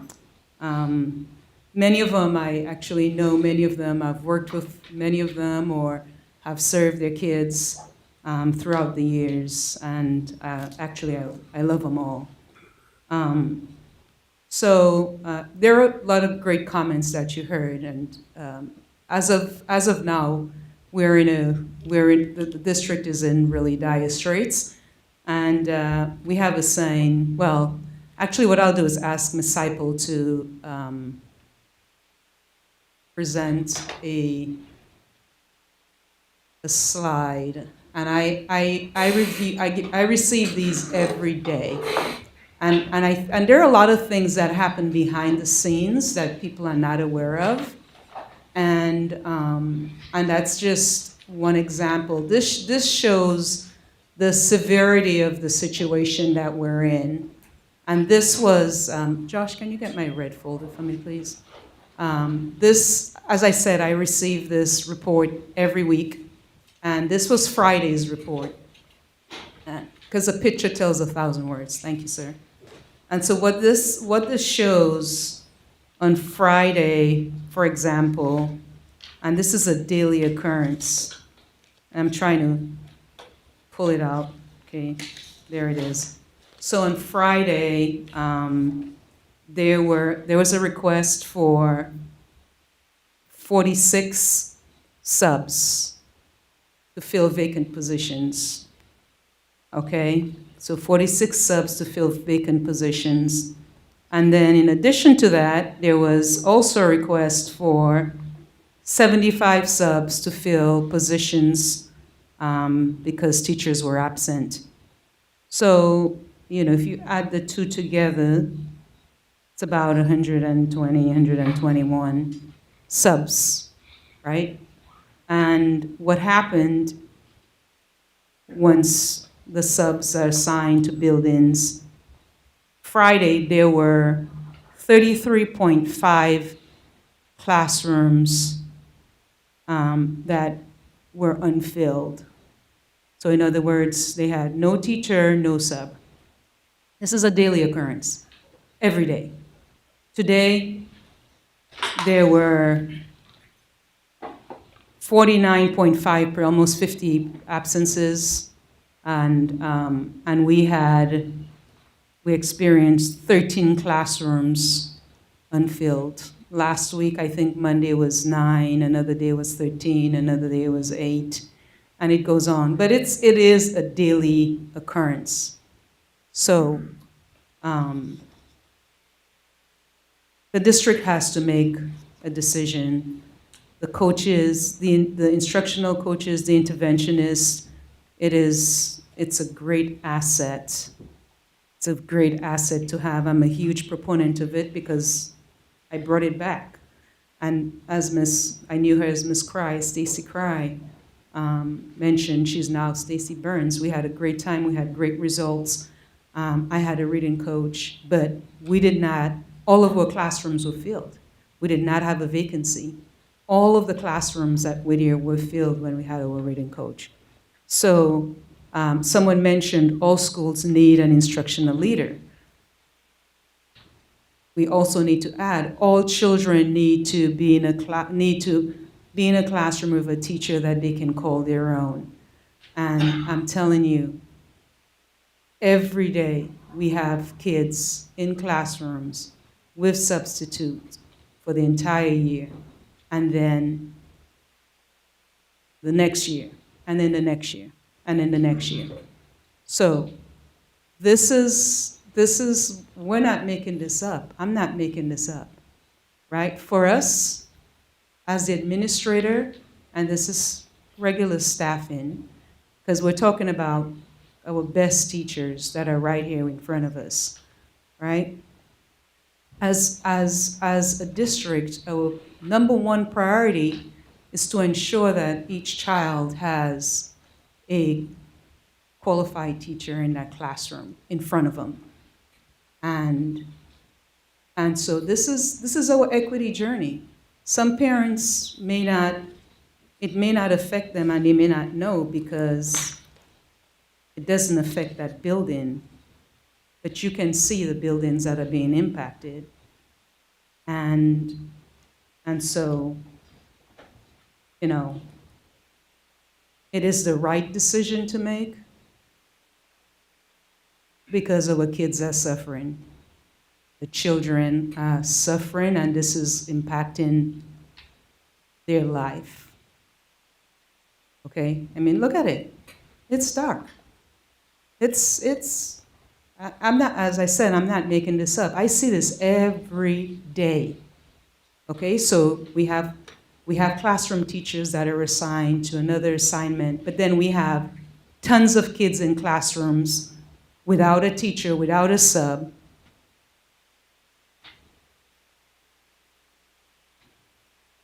So that's the decision.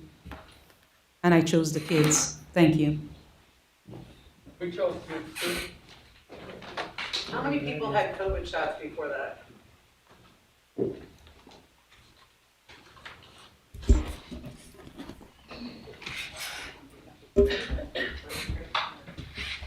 Thank you, Dr. Karat.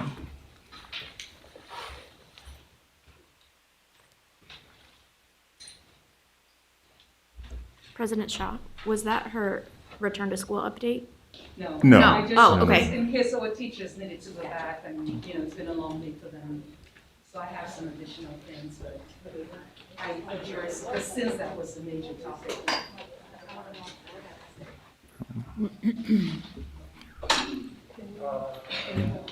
Item number 8. We have approval of minutes from October 12th, November 9th, November 23rd, and March 8th, 2021. Is there a motion to approve? Second. It's been moved and seconded. Is there any discussion on the minutes? Hearing none, please call the roll.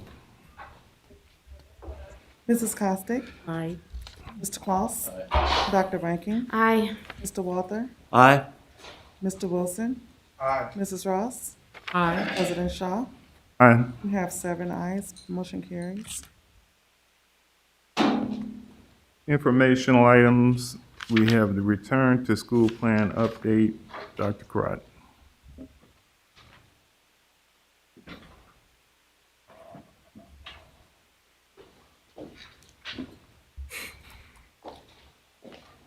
Thank you, President Shaw. Just 3 things quickly. Actually, it's 2 now. I'll give a quick update on the 3-tier bell schedule for the upcoming school year, the brand new school year that's coming up. And I'll give a quick update on TJ as well. And then also a quick update on the CARES grant, the $30 million grant. And the other item had to do with the reading coaches and interventionists, but we covered that. I didn't want them to have to wait any much longer. So actually what I'll do, item number 1, quick update on the 3-tier bill schedule for the 2021-22 school year. I'll ask Mr. Collins to just share with you. Do you have a slide also, Mr.? Fantastic. Okay, great. Thank you.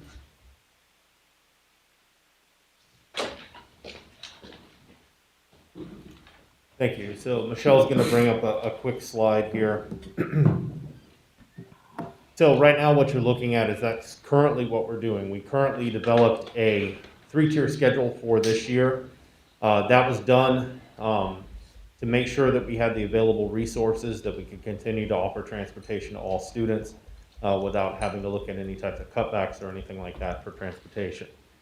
I'm very glad that we made that decision to do that. We have been able to kind of stem the loss of drivers that we've had. We've only lost 13 since last school year. which is, believe it or not, an improvement. However, it's been very difficult to recruit drivers due to competition with wages, also with the unemployment benefits that were out there, the additional $600 that people were receiving in unemployment. Now that's going to go to $300, so it's been very difficult to recruit. The issue with the current bell schedule is we're only providing about 5.5 hours worth of classroom time. So obviously we need to improve or include or add additional classroom time for next year. So if you can scroll up just a little bit, Michelle, right there. What I'm proposing that we do for the beginning of next school year is to keep the bell schedule, or excuse me, to keep the tiers the same, a 3-tier schedule, but I would like to start the school year with an additional 30 minutes. So essentially adding to the end time to give us some more class time. So start that school year at 6 hours for the beginning of the school year. And then if you can scroll up a little bit, Michelle. And then what I would like to do is, once we've kind of have gotten comfortable with that, to look at selecting a point at which we can push it out an additional 30 minutes so that we can give our kids a full 6.5 hours of class time. So if you scroll back up real quick, Michelle, I'm proposing that next year, instead of 7:30 to 1, it would be 7:30 to 1:30, 8:30 to 2:30, and then 9:30 to 3:30, and then at some point during the year, push it out an additional 30 minutes. That would take us to 7:30 to, it would be to 2, 3, and 4. So that would give us a full 6.5 hours worth of class time, or an additional hour over what we are currently doing. I've been looking at our available resources and things like that. We are just not ready to go back to the way we were pre-pandemic. Pre-pandemic, on our 2-bell schedule, we were running 72 routes. We would need 72 routes plus the 10 additional standby drivers to fill all routes. We don't have those resources available to us. Right now, we have about 65 drivers. And then when you take into consideration the number of absences that we have, the number of employees that are generally on medical or off at any one given day, that would give us about 45 drivers to run routes. Right now, we currently have 52. So we're able to do everything that we need to do and run everything on the resources that we have. And I want to make sure that we're able to continue to offer that same level of service moving into next year. But also taking into consideration that we do need some more class time for these students. So this is what I would like to do for next year, again, so that we can continue to operate in the resources that we have, and also to get our students more class time that they need. Questions on the return to school plan? Oh, Dr. Craig, were you? Okay. If you have any questions on this, I'd be happy to answer. Okay. Questions, Dr. Rankin? I'm assuming that this is in line with what the state is providing as guidance. I don't know if ISBE has provided any guidance for next year on how long a school day needs to be. Do you have they?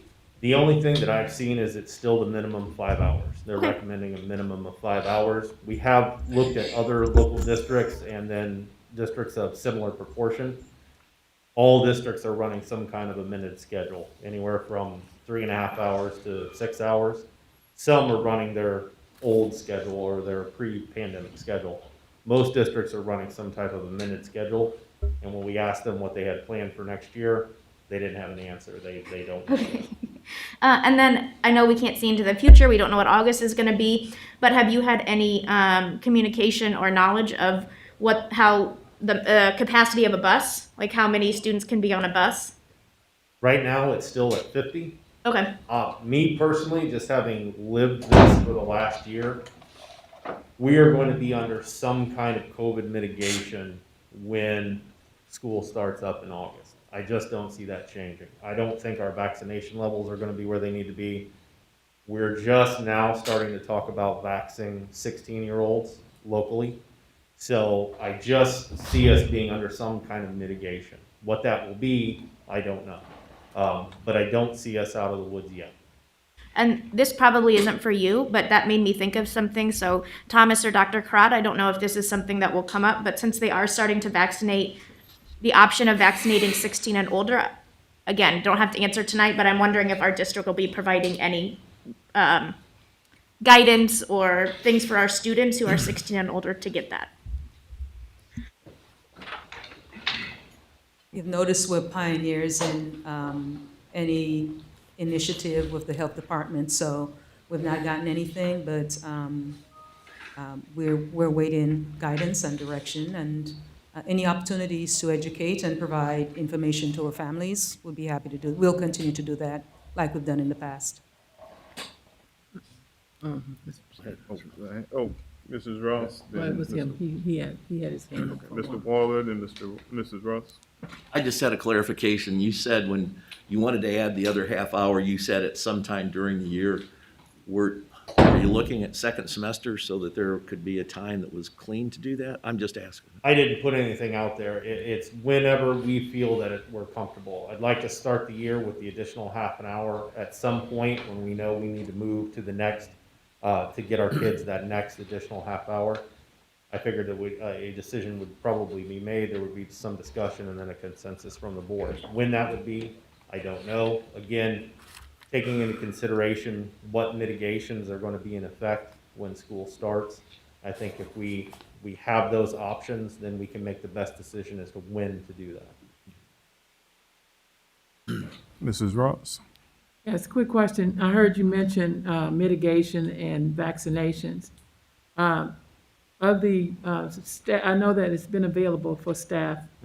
Of the staff that we have, what percentage has chosen, since it is a choice, to receive the vaccination? I think we've tried to get that information. Thomas, did we get a good idea of how many? Do we know? Yeah, it's a personal, I mean, it's HIPAA and we're not really supposed to ask. We know the health department did do a survey, and at last count, we're saying about at minimum 85%. Thomas may have a higher. Yeah, I think at the end of February, it was of the people surveyed that chose to respond and chose to let their feelings be known on it. There were, I think it was about 70% of individuals who wanted one had gotten at least one dose. And I know that we had a lot of opportunities directly after that, whether it was through the health department or through some of the pop-up things. So we don't have an updated survey. The health department hasn't conducted that one for us. And but- that's fine. I don't really need the exact information, but the point is, it is available to anyone That's what I who was wants it. So it's not, we're not keeping people from getting it. Exactly. That's what I was going to say, Okay. Ms. Ross. Anyone who really wanted one at this point, if they really wanted it, they had access to it. Exactly. I spoke with some individuals today, and they wanted to give me a hug. I'm like, were you vaccinated? They're like, no. I said, why not? And they just weren't ready yet. And that's okay too. But yeah, so they had access to it. At this point, they have not decided to. Okay. Other questions, Mrs. Costick? Oh, yes, I have one more question. With the CDC kind of trying to relax the rule of the 6 feet between children in the classroom, does that have any impact on the number of children that we can get on a bus? Negative. The guidance that IDPH released are now a 3 to 6 feet for students and fully vaccinated staff. And the very next sentence is they remain, a 50-person restriction remains on a school bus. So that has not changed. Okay, seeing no more questions. Thank you. Thank you. Thank you, Josh. And then just quickly, a quick update on TJ. We're working closely with the health department on all decisions dealing with COVID-19, and so we've leaned on their guidance and expertise. They continue to be a very good partner. Monica at the health department said what we experienced at TJ last week and previously in the past, that was experienced. That is what many schools in the county experienced who have been 5 days in person since the start of the school year. They dealt with that back in August. So what we continue to do is we continue to be proactive in increasing mitigations and protocols in a targeted manner in conjunction, again, with the health department. So we've done a lot of deep cleaning on nights, and this past weekend, deep cleaning on Sunday, actually.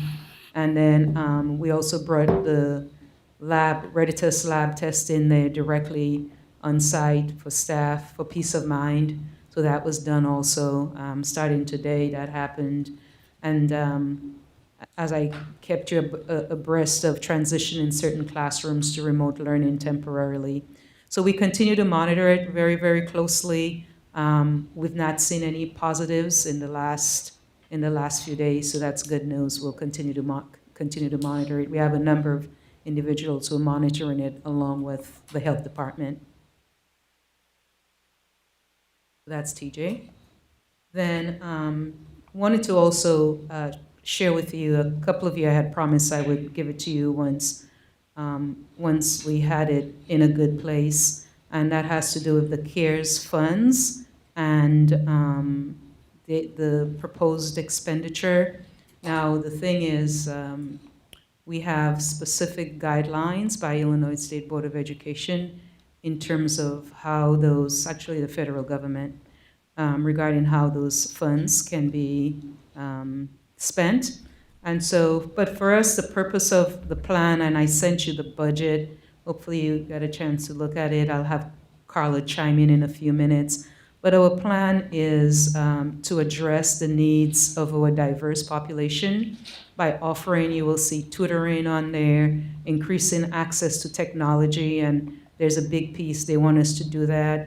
There's a piece about learning loss, there's a piece about technology, and of course, for us, improving and updating our outdated curriculum. Some of our curriculum, it's old, decades old. And then also improving the school environment by installing new HVAC and new HVAC systems. And that's specified also in terms of one of the listed, technology, learning loss, air quality, HVAC. And so they're specifying how those funds can be used. These investments will create an improved learning environment which allows students to be comfortable regardless of the season. And we've talked about having a robust summer school program, so that will help and that will come in very handy. Also buses, new buses to transport students safely and reliably to and from school and after school activities. Part of the investment is also to purchase school buses, new school buses. And these expenditures will allow us to make up for some of the inequities experienced over time, and will also address learning loss, which is key for our students to realize the dream, the vision, right, of inspiring them, preparing them, graduating them to be successful and contributing members of society. So what I'll do is I have Carla. Carla is on the line, right? Carla, okay, perfect. So Miss Eamon, if you can add to that.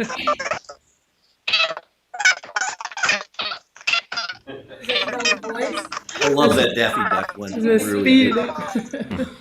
I thought that was her cat. Talking cat. Doesn't it sound like it? And I know, Michelle, you were part of that as well. So Michelle, would you like to add anything to it, or? But yeah, board, you do have the information in front of you also. Want me to pull it up on the screen? Or just? Yeah, they have it. They have it, okay, good. So that's all I have. CARES, TJ, instructional, and the three-tiered. So we're good. Thank you. Thank you, Dr. Craig. I'm not sure what's going on. Is there any other input from board members before we move on? I just have one question. Mrs. Costick? Josh, is it possible that you could provide us with a copy of the tier schedule? Yeah. Thank you. Yeah, I had that same thing that Michelle showed, I can share that. Other input from board members? Thank you.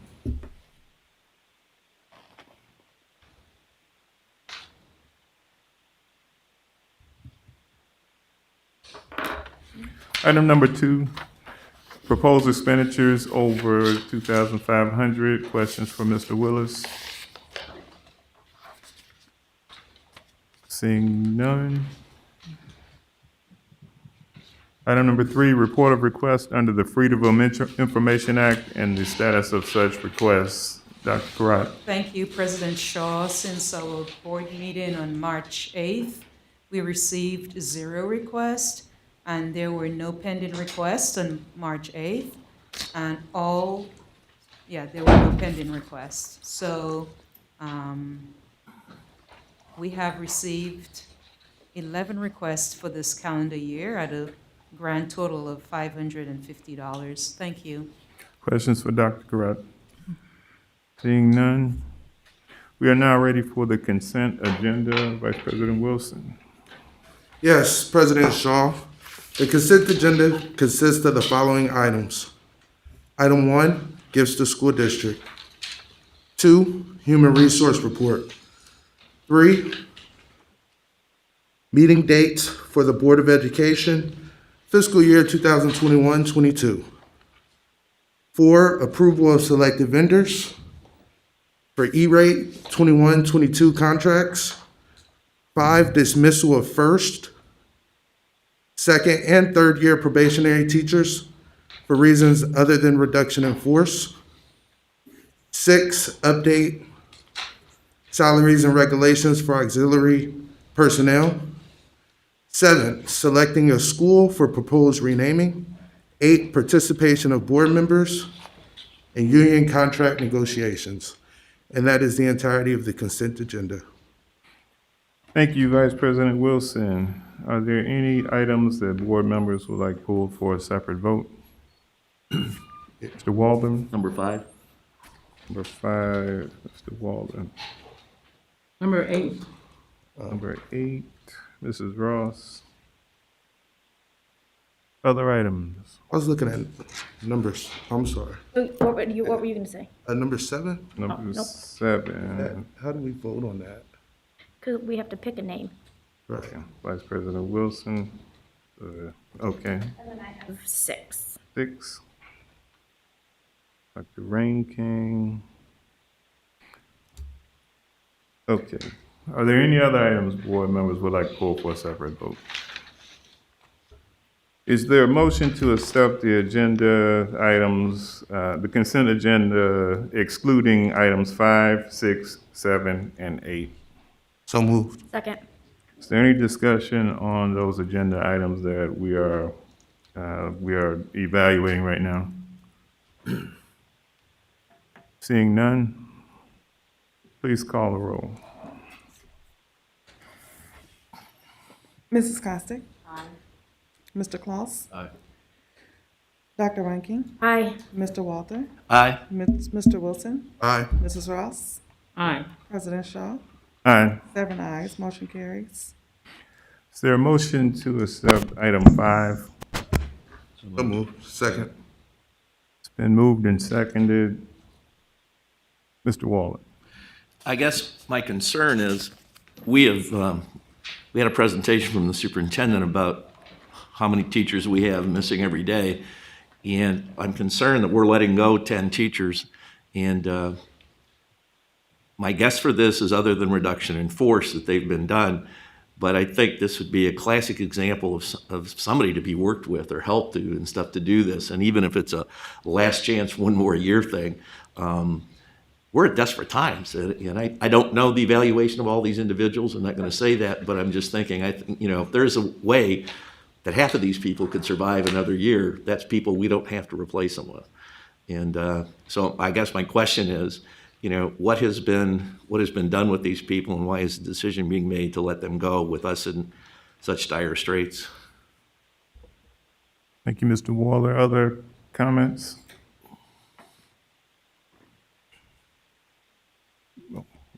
Question. I guess going off of that, I don't know if this is normal at this time of year to have this on our agenda, but I'm also wondering why we have their names on here and how can we just discuss them? And what, like, why is this happening when, kind of going off of what Mr. Walther said, like, if we're getting rid of 10 teachers, why are we getting rid of 10 teachers? Other input from board members? Seeing none, Madam Secretary, please call the, from the administration. Excuse me, I didn't see you. I didn't see you. Dr. Crott? Yeah, I'll turn it over to, it's a pretty normal process. Okay. Administrators work with them, and some of them have actually, as Mr. Walter mentioned, have gotten a second chance. They were in a list before, brought back, and it's just, so I'll turn it over to Dr. Ike.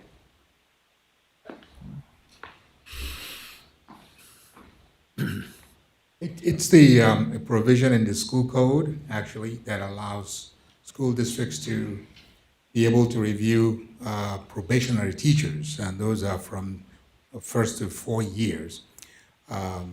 Those that are 1 through 3 do not really need a reason according to the school code, but if you're in your 4th year, you need a reason. So principals work with the teachers as much as possible, and if around this time, because you got to give them 45-day notice, if by this time they don't believe they're a good fit, they make a recommendation. Now, not all of them walk out the door, because other buildings recognize that you don't have to have a reason, but we do give them a reason. So other buildings also look around if they know somebody who could be worked with, they interview them and they rehire them. So to, I think, Board Member Walter's point, all the other principals are also looking at these individuals to see if they can give them another chance. But it is according to the school code.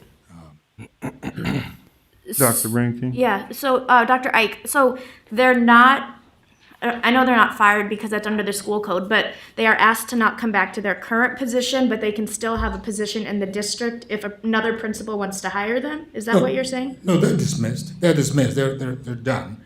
My point is, even when you're dismissed, people know that now renewal is a school code process, that it could be for any reason or no reason at all.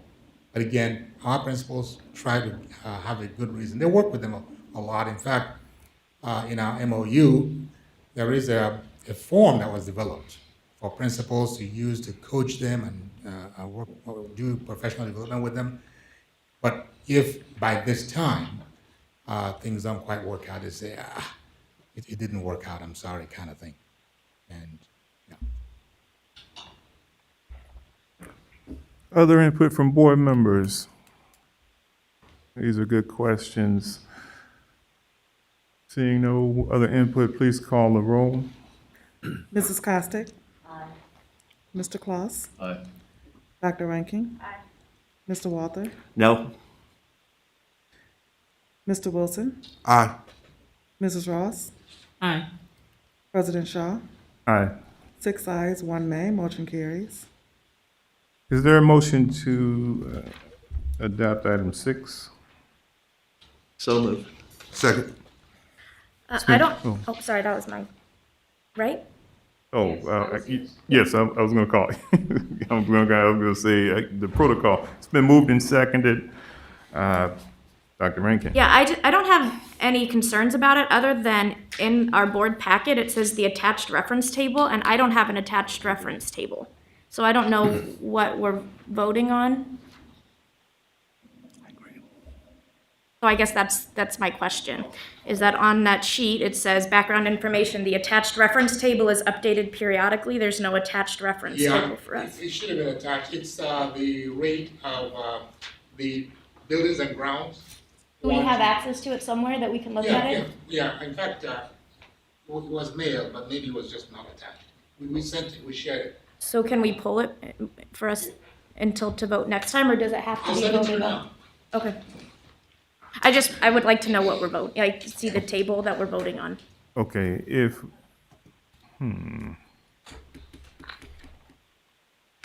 well, this item's on the table, so. Right, and so I don't know if we want to pull it and wait till next, I just feel like we can't vote on this, because we don't have all the information.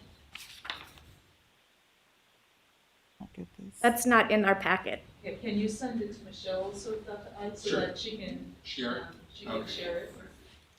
It's auxiliary, so. And so for board protocol, like, it's also not made open for the public to see, and I don't know if that's also an issue, since we have to let our meeting notes in the board at a certain amount of time, it's not on the website for the public to see either. Yeah, actually, last week, I talked with HR to start posting on the website. So it's summer rates and things of that nature. In other words, non-bargaining units, like summer school rates and tutoring rates. I don't have it. Building monitor, things of that nature. And I don't have, maybe, if everyone else does, then that's Do you have fine. it, Ms. I don't have it, She just had a copy of it. She couldn't get the plan if she didn't get it. because I don't even have a board packet in my Friday packet thing. Okay. Right here, let me just forward it to Michelle right now. It should have been attached.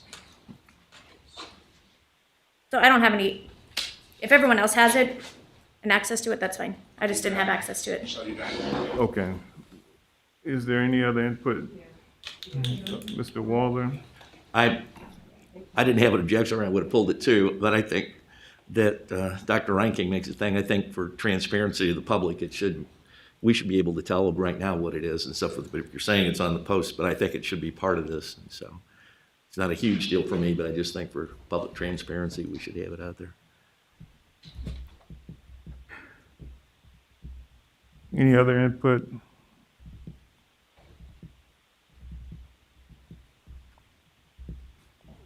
So there is unreadiness. Is there a motion to table? I've seen it. Oh, you've seen it? Okay. I guess I would motion to table since the public hasn't seen it, and it says in the minutes, the attached reference and the link that's on the main page for people to see the meeting minutes that my understanding is supposed to be posted on Friday, it's not attached. And so I don't know what the protocol, maybe this is a lawyer question, but the public doesn't have access to this right now to see it, to know what we're voting on. She needs a second to table. I would do that. Second? He already did it. Oh, okay. Oh, he moved, but you second. Oh, or did you move and you? I moved it, he seconded it. Okay, there is no discussion on the table. Please call the roll. What do we call the roll on? Oh, for the On table. tabling the item. Motion's to table, correct? Item 6. Right. Mrs. Costick? Aye. Mr. Claus? Dr. Ranking? Aye. Mr. Walther? Aye. Mr. Wilson? Aye. Mrs. Ross? Aye. President Shaw? Aye. 7 ayes, motion carries. Okay, thank you. Is there a motion to adopt item 7? Is there a second? I'll second it. Okay.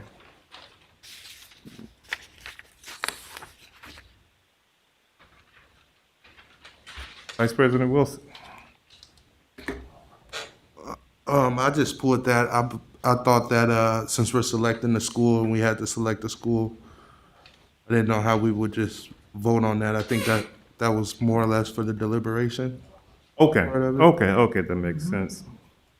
I mean, we could discuss it now or. Well, in fact, that's what we have to do. Okay. Just to throw out my, when I had first introduced this renaming of schools. I think Thomas Jefferson was the one that stood out the most. So if I was to, asking for my opinion, I think Thomas Jefferson should be one of the first to be renamed. Is there? Why don't we public, once again, Why is that? the names of the schools? So that, What was the list? Sorry. Okay. and then we should Is- vote Public needs as to to hear which one, this. We can't hear it out here. as to which We'd like to school hear should it. go first. He shouldn't be screaming out like that. Hmm?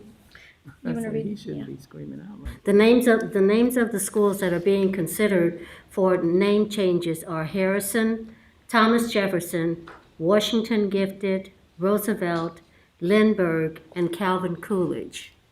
And so, the board should take a vote as to which one we would go first, and then second, so forth, moving forward, so that there's knowledge of the order that we're going to use in going about the process of changing the names of these schools.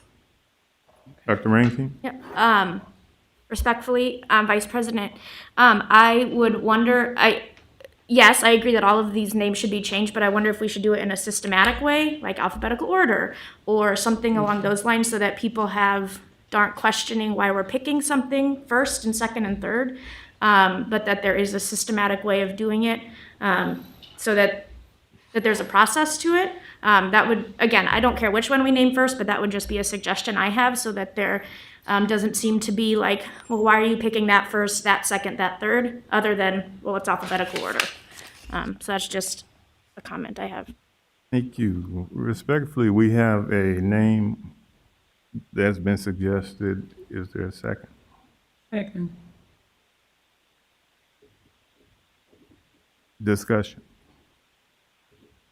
I think the intent was of the committee, Building Grounds Committee, that we pick the 6 and that there would be a process here.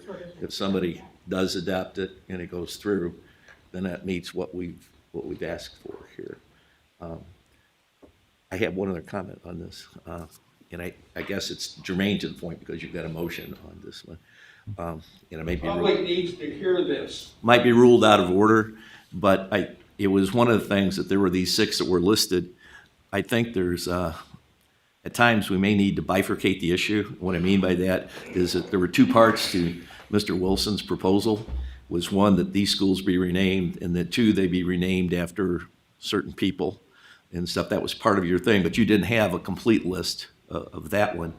I have received, as I'm sure some of you others have received, some input on what's going on with this issue. And I have absolutely no reason to object, and I think it's a good thing for us to rename the schools after people who have shown some kind of thing with that. I don't have a problem with that.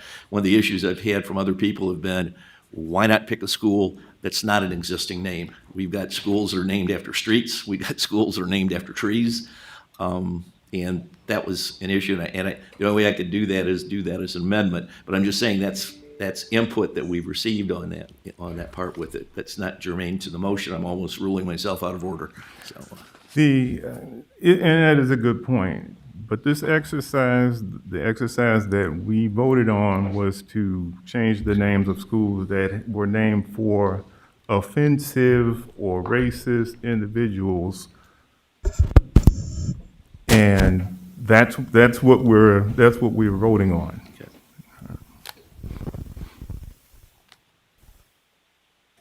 Other input, Mr. Wilson? Just to kind of piggyback on what Walter said, those names I suggested was more or less just suggestions. Believe in kind of having a solution if I'm going to talk about a problem. So I in no way intended for those names to replace any other schools. That was just me throwing those suggestions out there, looking at the great leaders and those in our community that have kind of pushed the needle forward when it comes to civil rights and equality. Mrs. Costick. My question is that are we going to go through those 6 that have already been presented, and categorize them as to how we're going to do that, rather than to have to continue coming back to the board for who's number 2, who's number 3, and so forth. I think that we need to make a decision tonight as to the order of in which we're going to go through the process of changing these school names that have been proposed. Thank you. I saw hands on this side. Mrs. Ross? No, I mean, I guess I'm okay with that, but we have 2 issues here. One, we're not deciding on what the name is. We're only deciding which school we're Yes. gonna Correct. start with first. Yes. That's correct. And That's our so- recommendation from the building was So- to select the school first and then follow procedure after. And then follow the procedure, so. Yes. So it doesn't really matter whether we name all 6, 1, 2, 3, to me. I'm okay with if that's what you wanna do, but deciding on, where we start, that's what I thought we were doing tonight. It is. Vice President Wilson? I like what Dr. Rankin had brought up. I mean, if we're gonna do that, we can, categorize it in some way, like alphabetical order. Thought that was a good idea. So that's just my 2 cents there. I like that. But I guess the motion was for TJ to be the first Yeah, one. that was what the motion was. Oh, that's what the motion was? Yeah. Okay. Yeah, yeah. Well, it's been moved and, it's been moved. We can vote on moved and it. seconded Okay. that we go ahead and address Thomas Jefferson. Okay. So just to So be we- clear, the motion is for Thomas Jefferson to be the first building considered. That is correct. And then I'm looking at I'm sorry. Oh, And Vice then President. looking maybe at categorizing the rest of the schools. What we could do, I like what Mrs. Costick suggested, is that rather than leave this process open, that we go through and order the rest of them. To me, again, the intent of this exercise was to address schools that we feel are no longer worthy of the policy of having schools named after them. So there's probably a built-in priority to that. Now, I researched Thomas Jefferson, and I can make the case for that, but I would make that case when the action is, when we're discussing the action. So I have the case for that. So when we discuss the action, I will present the case. When you say present the action, you mean present the action of the actual name? Yes. Not the action tonight, when and the actual yes, name comes when forth. we get ready Gotcha. to move on the action, I can present that case. I have not wanted to do that because this is a family, a family viewed meeting. But if I need to make the case based on his own writings, I can put that information out. And at the end of that case, I think it'll be open and shut. But like I said, we're not on that item. Right now, we're on prioritizing. So, I mean, I revise the motion if you want to, put those in order. If that's as long as we have Thomas Jefferson and then whichever one comes after that. Okay, so we're looking for an amendment to continue I the can process? amend that if you like, if everybody wants. That would be an amendment to item, where are we on? We're on 7. We're on 7. 7. Is there an amendment to continue the process? What are the names of the others on there that we could just go, The other schools, all the rest of them under Thomas the Jefferson? remaining, we have Harrison, Washington, Roosevelt, Lindbergh, and Calvin Coolidge.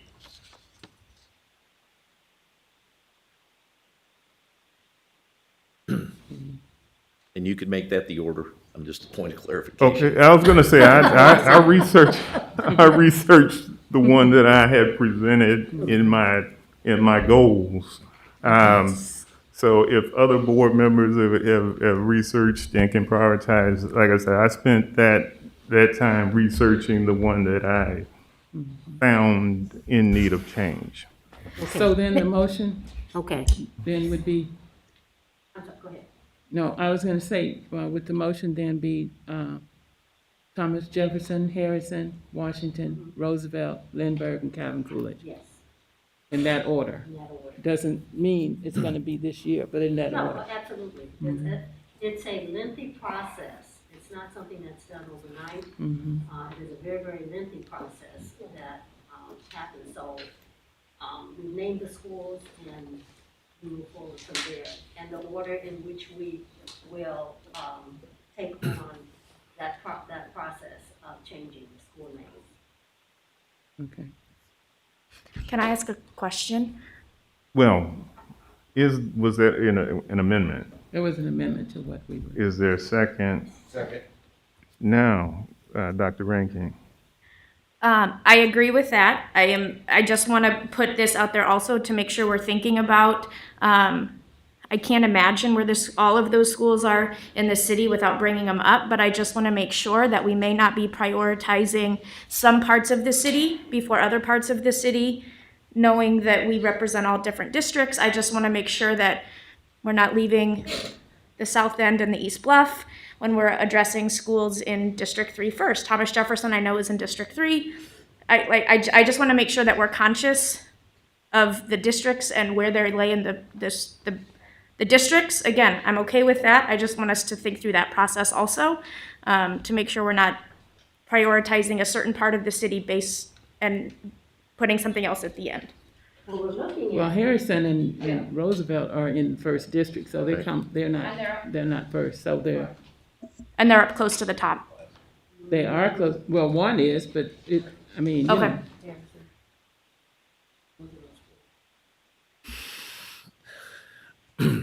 So, Other input. And I am, excuse me, what was the order? Thomas Jefferson, Harrison, Washington, Roosevelt, Lindbergh, and Calvin Coolidge. Harrison, Washington, Roosevelt, Mhm. Lindbergh, Calvin Coolidge. and Calvin Coolidge. Okay. Is there, okay. So we are voting on the amendment. The amendment is to continue the order Thomas Jefferson, Harrison, Washington, Roosevelt, and Calvin Coolidge. 5 is Lindbergh. Oh, 5 is Lindbergh.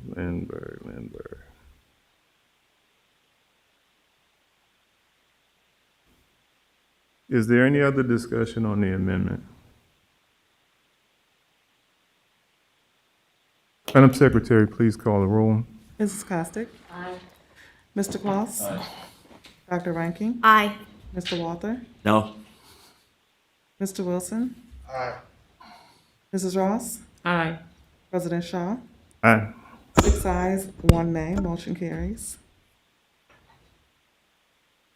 Is there a motion to adopt item 8? So moved.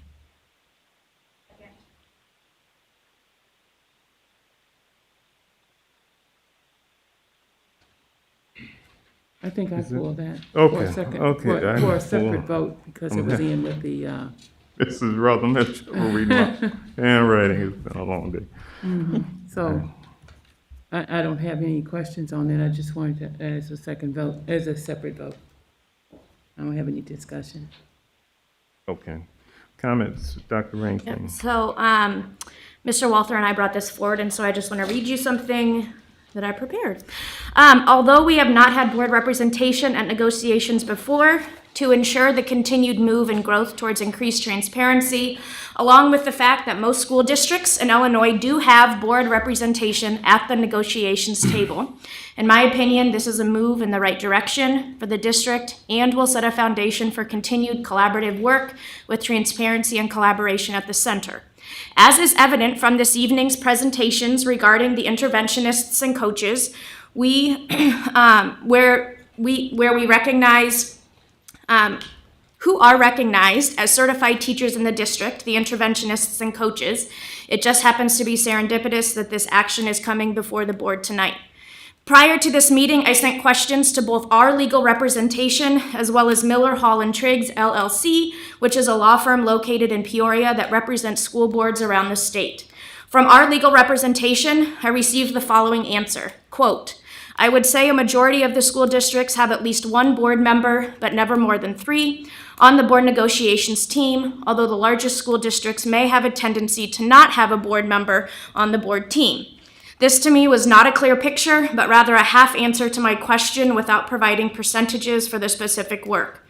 When I reached out to Miller, Hall, and Triggs, I received a clear response from Dennis Triggs, who is located again in Peoria. Of the 21 school districts or education cooperatives that Miller, Hall, and Triggs advises and represents, 100% of those districts have board representations on the negotiations team.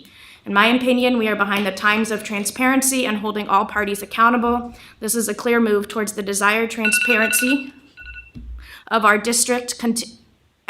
The desired transparency our district continually discusses. Mr. Waldron. I have to fall back on my history because I was a teacher union negotiator for 25 years. In that 25 years, both representing schools from the Illinois Education Association, the Illinois Federation of Teachers, never one time did I bargain where there wasn't a board member or 2 on the committee. We are truly in the minority of people who do this and stuff with it. And I agree with what Dr. Ranking says, and I think what happens is if you have a board member on there, we've already had a couple of issues come up this year, and if you have a board member on there, you don't have to have a situation where the union says one thing, the administration says another thing. If you got a board member there, you've heard the interaction between what's going on, and you know what's going on. And with all due respect to HLERC or any other law firm, they're going to twist it to say the way they want it. The administration is going to do that. The union can spin it the way they want it publicly and stuff with that. But we're the ones that ultimately have to decide, and it's voluntary. Nobody here has to be on bargaining. Trust me. It can be a long procedure if you do that. We've done some decent bargaining here where we've had some short terms, but there are going to be other times when you may be tied up for weeks or months, meeting every other week or something with that. So I just want to understand when you do that, but it is voluntary. Nobody on the board has to do that if they don't want to bargain and stuff with it. But I do think I'd like us to get caught up with, the fact that we've never done it before, that doesn't, we don't do blacksmiths anymore either. And so, I just like us to get caught up a little bit more with where we're at. And what Dr. Ranking said, when we did have Illinois Association of School Board meetings statewide, and you've gone to them, Mr. Shaw, they have several conferences on collective bargaining because it is such a big topic, because school boards do that. And so I would support that. If we're going to do this as an agenda item, and I don't know if that's the next motion that we do here, that I would support that we do vote to have that. Oh, this is, I just scrolled away from it. So this is item 8. Item 8, yes. Participation of board members in union negotiations. Yeah. Okay, other input.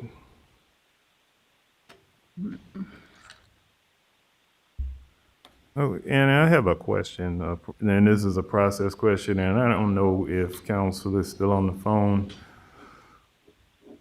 If both sides agree to a verbatim recording, would that have sufficed where there would have been voice evidence of what transpired in the meetings? I know she's on. Yes, I'm still here. It would be, yeah, if there was a recording and both parties consented to the recording. Okay, so if both parties consent to a verbatim recording, I think a lot of what we're discussing tonight would be a matter of fact rather than a matter of recall. So I would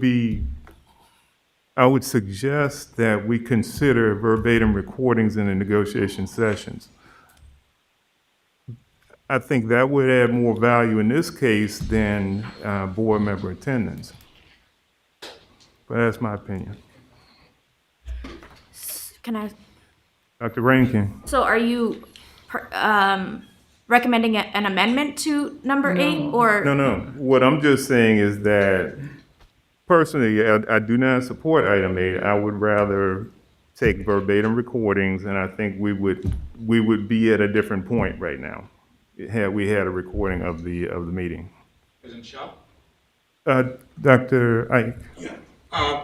And maybe I will step up to the thing. I suppose the recommendation to do verbatim recording can be cumbersome in my view.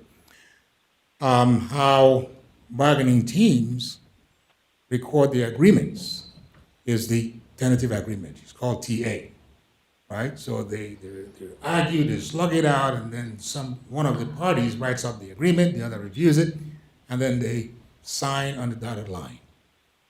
That written tentative agreement is what then gets carried into any subsequent MOU or contract or whatever.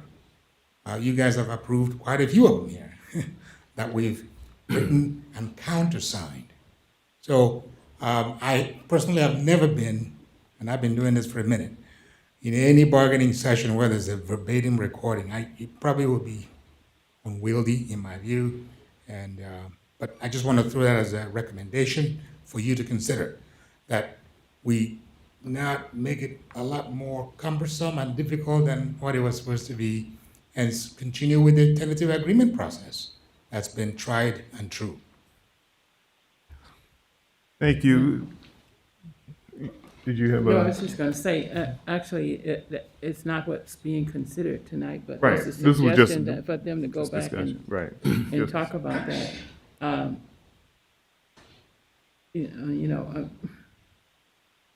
don't have anything else. Okay. Yes, that was just a recommendation, that this is not on the item. Other comments? Madam Secretary, would you please call the roll? Mrs. Costick? Mr. Claus? Aye. Dr. Rankin? Aye. Mr. Walther? Aye. Mr. Wilson? No. Mrs. Ross? No. President Shaw? No. We have 3 ayes, 4 nays, motion fails.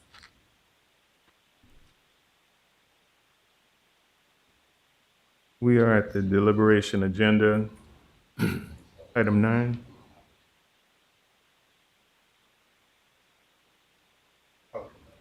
I move that the expulsion be accepted as presented. Second. Discussion. Madam Secretary, please call the roll. Mrs. Costick? Aye. Mr. Claus? Aye. Dr. Rankin? Aye. Mr. Walther? Aye. Mr. Wilson? Aye. Mrs. Ross? Aye. President Shaw? Aye. 7 ayes, motion carries. Presentations and suggestions by board members. Mr. Walden.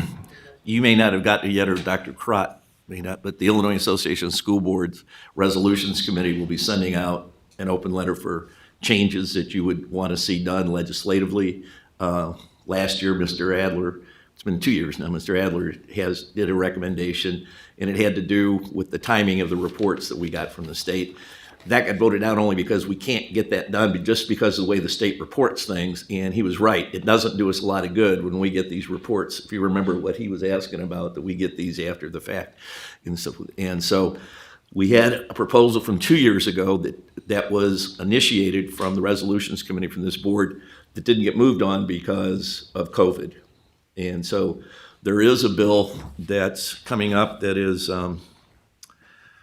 Senate Bill 2003, and it basically gets Peoria Public Schools with other schools, and it goes from a 5-year term to a 4-year term if it's adopted.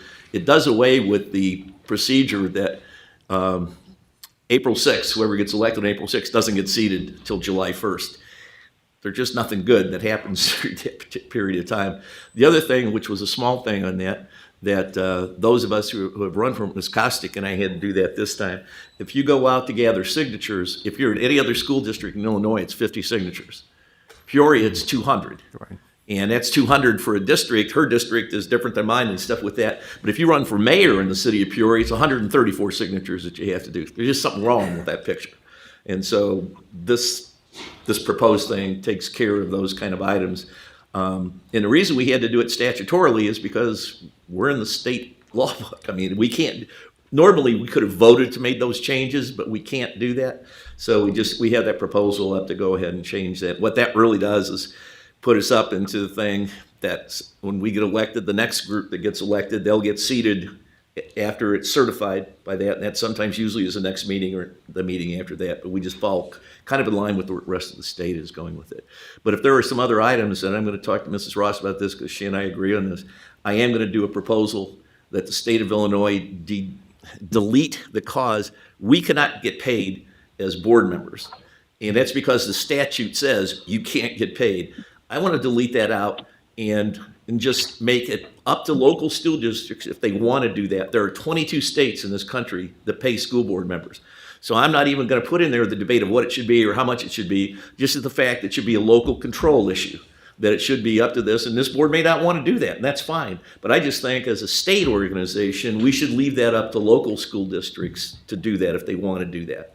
And so anyway, when we get that proposal, I'm just going to bring it back to you folks and vote on that, but that's one of the things I'm going to suggest. And for me, it's a local control issue. It really is. And I just think, I know the hours that everybody around this table puts in, which is a lot, and they got meetings and community groups and other things that we're doing. If the district decided to do that. Los Angeles, for example, has an independent group that decides what the board members should get paid. Well, you were in LA, weren't you? So, but the board members out there, they get paid, and they get paid a significant amount, but they also have about a $2 billion budget. And so the board doesn't vote on it. They have an independent group. I mean, I'm getting off the topic. I'm just saying that we're going to get some suggestions. If there's some things you wanted to see changed legislatively, let me know, because I take that back to the resolutions committee, then that goes to the state resolutions committee, and then that goes to the state. And hopefully this November we'll be meeting in person and not virtually. Yeah, So and that's, I'll just dovetail on that. When I was a delegate some 15 years ago, we took that same thing in, and it failed again. So we've been taking it in for quite a while now. I'm not giving up on this, Ms. Ross. I agree with you. I know you haven't. Well, first, I want to appreciate you serving on this for several years, and also every year I have asked to double our pay, and yes, you have, sir. You don't even get a raise. Other presentations and suggestions by board members, Dr. Rankin. Yeah, I have a question. With all of the interventionists and coaches that came in tonight, I know it's not a reduction in force, but I think it would. I don't know if it's something that the board can vote on, if the board can have more discussion about. But with the emails, the onslaught of emails that we've all gotten, along with this whole room being filled up with interventionists and coaches, as well as parents reaching out to us. I would like to recommend, however, I don't know, since it's not a reduction in force, that we have a discussion and vote on that change, on the changed positions, or at least more information. Some of the things that came up tonight, I have questions about.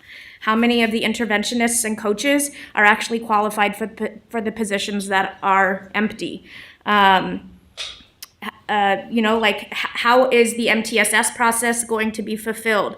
How is the state statute and the federal statute that has to do with intervention and documentation, as the psychologist talked about? I want to make sure that we are aware of all of those things that come into play when this decision was made. That's what you paid me to do. And as I think the case was made very clearly, and you and I met on Friday, and I made the case to you, and you were astounded by the information yourself. For example, on Friday, there were 33 classrooms with no teachers for kids, and this is an ongoing thing. These are certified teachers, so we can beat the horse until it's blue after it's been dead for a year or two. But the priority board is to do what's right by our kids and use our classroom teachers who are not assigned to classes to be placed. Why don't we want to get back in the classroom and teach the kids? The children do not have teachers. We're in dire need of teachers. What's the problem? Okay? So we hire more teachers? there is a, as we said, there is a severe teacher shortage. Sir, Had Dr. Ike in his office for about 5 he years was to get this done. he was called and he was recognized. It's not. It's just you're speaking out of turn at the open meeting, sir. And so Dr. these are Grant. for kids in our most vulnerable buildings, in our most vulnerable areas of town. And so it is the right thing to do, as I said, as we continue to move along that equity journey. There's some buildings, Glen Oak, for example, there are about 7, 8 subs year in and year out. Then you get complaints from the union that the kids are being misbehaving and so forth because they don't have a teacher to call their own. There's subs day in and day out for the entire year, and then the year after, and then the year after. So yes, there are lots of reasons why we should keep them in their places and maintain the status quo, but is the status quo the right thing to do for our most vulnerable clients, our most vulnerable students who do not have a voice? Mr. Walden. With all due respect, Dr. Crott, when you said that's what we pay you to do, what we pay you to do is make a recommendation to this board, and anything that important should be a board decision. I mean, it's like you're doing with the calendar. It is going to come back to the full board to do that. This decision is having a big impact, and I don't see where that there was any kind of impact bargaining with the union about that. There hasn't been a discussion with here. You may well make the case in that short presentation tonight. I'm still not convinced that that's the best direction for us to go. It may well be, but I think you make a recommendation, the board votes on that. And so, Dr. Ranking, that may be an issue that we may just have to bring as an issue to come up for deliberation. Yeah, it's mere staffing. I mean, we do that all the time. That is our work. There's a delineation between balcony and on the dance floor, and we have a time frame as well. There's a process, and so yeah, we have to, the kids, we have to fill the classrooms and then see what vacant positions are left, and there's a process in terms of who goes first. Those who are within the system have first choice. Then we have individuals with letters of commitments. We have individuals, the teacher exchange individuals. And so there is a tight process and very, very stringent steps and timeline. Otherwise, we're going to lose our student teachers who are being courted by other districts. So it's that serious. And Dr. Ike, I don't know if you want to add any more to that. So yeah, it's normal staffing decisions that we have to make because we're in the ground, boots on the ground. So I'm telling you, I see this, I get this report every day, and every day as I said in my report, and I've said that time and time again, it's an ongoing occurrence where we have unfilled classes, number one, and a high number of substitutes in our buildings every day. Today was about 100. Dr. Kajaka. Thank you, President Shaw. Dr. Crott, you hit the nail on the head. The only thing I would add is that there's a reason why they call the school district or school district's lead education agency. I mean, LEA, that's what we're called. That means that the responsibility to educate is a shared responsibility. The board is the policy-making arm. The superintendent is the administrative arm, right? She is charged with making sure that kids get educated and make all the decisions. You make the policy, she executes, the teachers then do the teaching. Now, along with our roles come accountability. right? Which is why, as a superintendent, she forecast down the fall, my God, what's going to happen? Let's take this decision. Because guess what? When kids do not perform, they're not going to go to teachers and say, hey, teacher, you didn't teach. No. It's, did the administration carry out the program? Did they execute right? Did they have the right people in the right places? So I just want to basically add to what she said by saying that there's a reason why we're called lead education agency. Our responsibility and focus are on the kids, which is why in the email that I believe she sent to PFT is to say, look, I'm forecasting what's going to happen next year. It ain't pretty, and I need to make a different decision to be able to serve the kids. So the balcony example, Doc, you hit the nail on the head, and the dance floor, yeah, that's essentially what it boils down to. I just wanted to echo that. Thank you. Dr. Rankin? If this is something that doesn't come before the board as a vote, I would like to have accountability as the lead education, the LEA, to let us know as the board of the instructional and coaching staff, how many of them are certified for the open positions. How are we going to address the state statute, Illinois 23.226.13.b, and the federal statute 34 CFR 300.309, both of which have to do with MTSS, interventions, and the accountability of what the psychologist was talking about tonight. And then also just kind of how many staff are we going to lose because of this? And how many students will be impacted. It's not just 504 and special education students. My son, who does not have a 504 or special education diagnosis, goes to Washington, so he's qualified as, quote, gifted. He has had interventionists in his whole schooling career at Northmore and with small groups at Washington. So this is not just most at risk. This is for all students. And yes, Dr. Crott, we had that discussion, and I was astonished by the vacancies that we have, 100%. But the things that came up tonight were not discussed in our weekly meeting.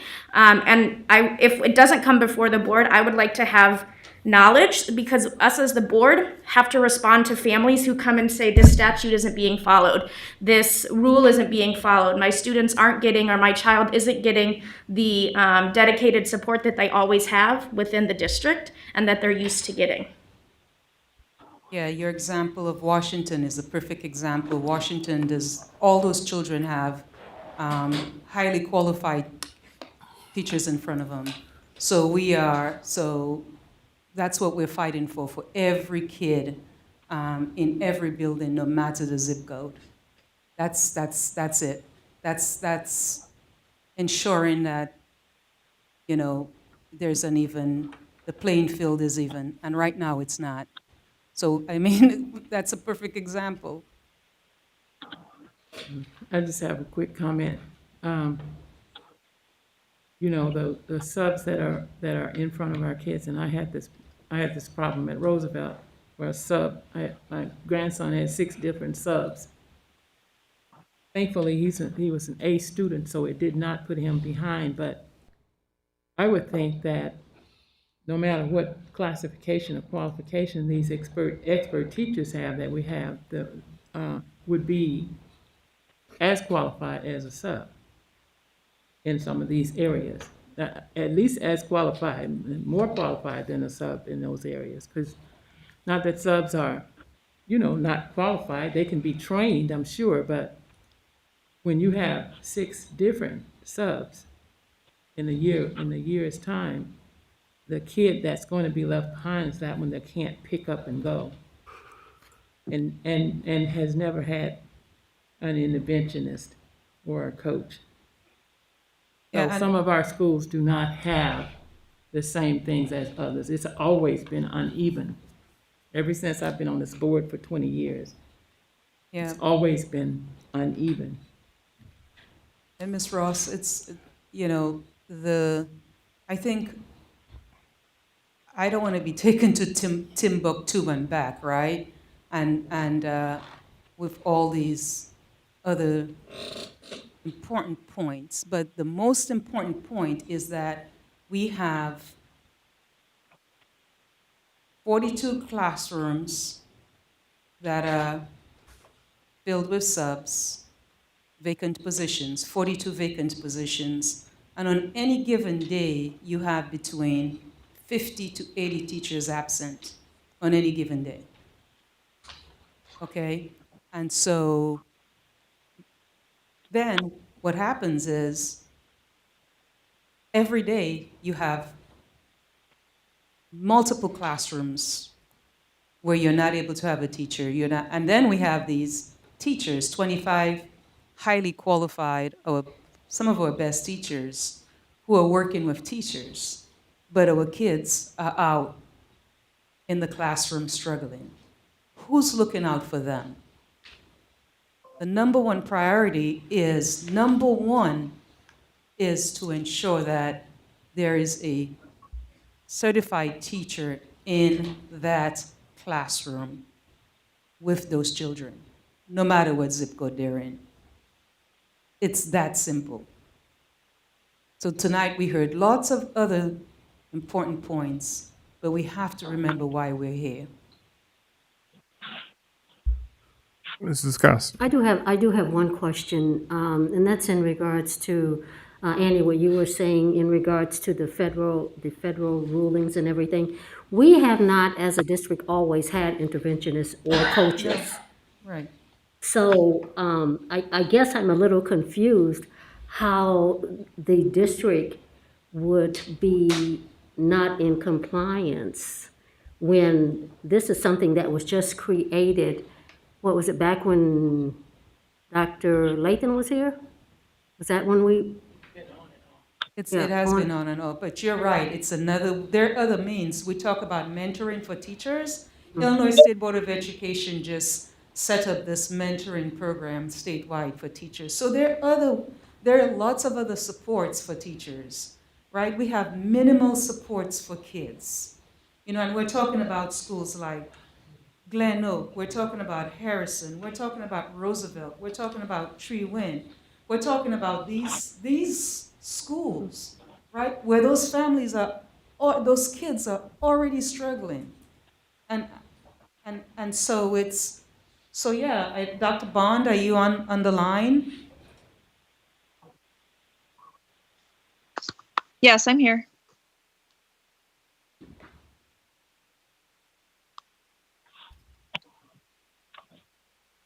Did you hear Ms. Costick? Yes, Ms. Kostick, you were talking about MTSS and RTI and what our school psychologist was talking about. No, I specifically was asking Dr. Rankin regarding her comment about the federal statute, federal laws, or whatever it is that indicates the interventionists and the coaches.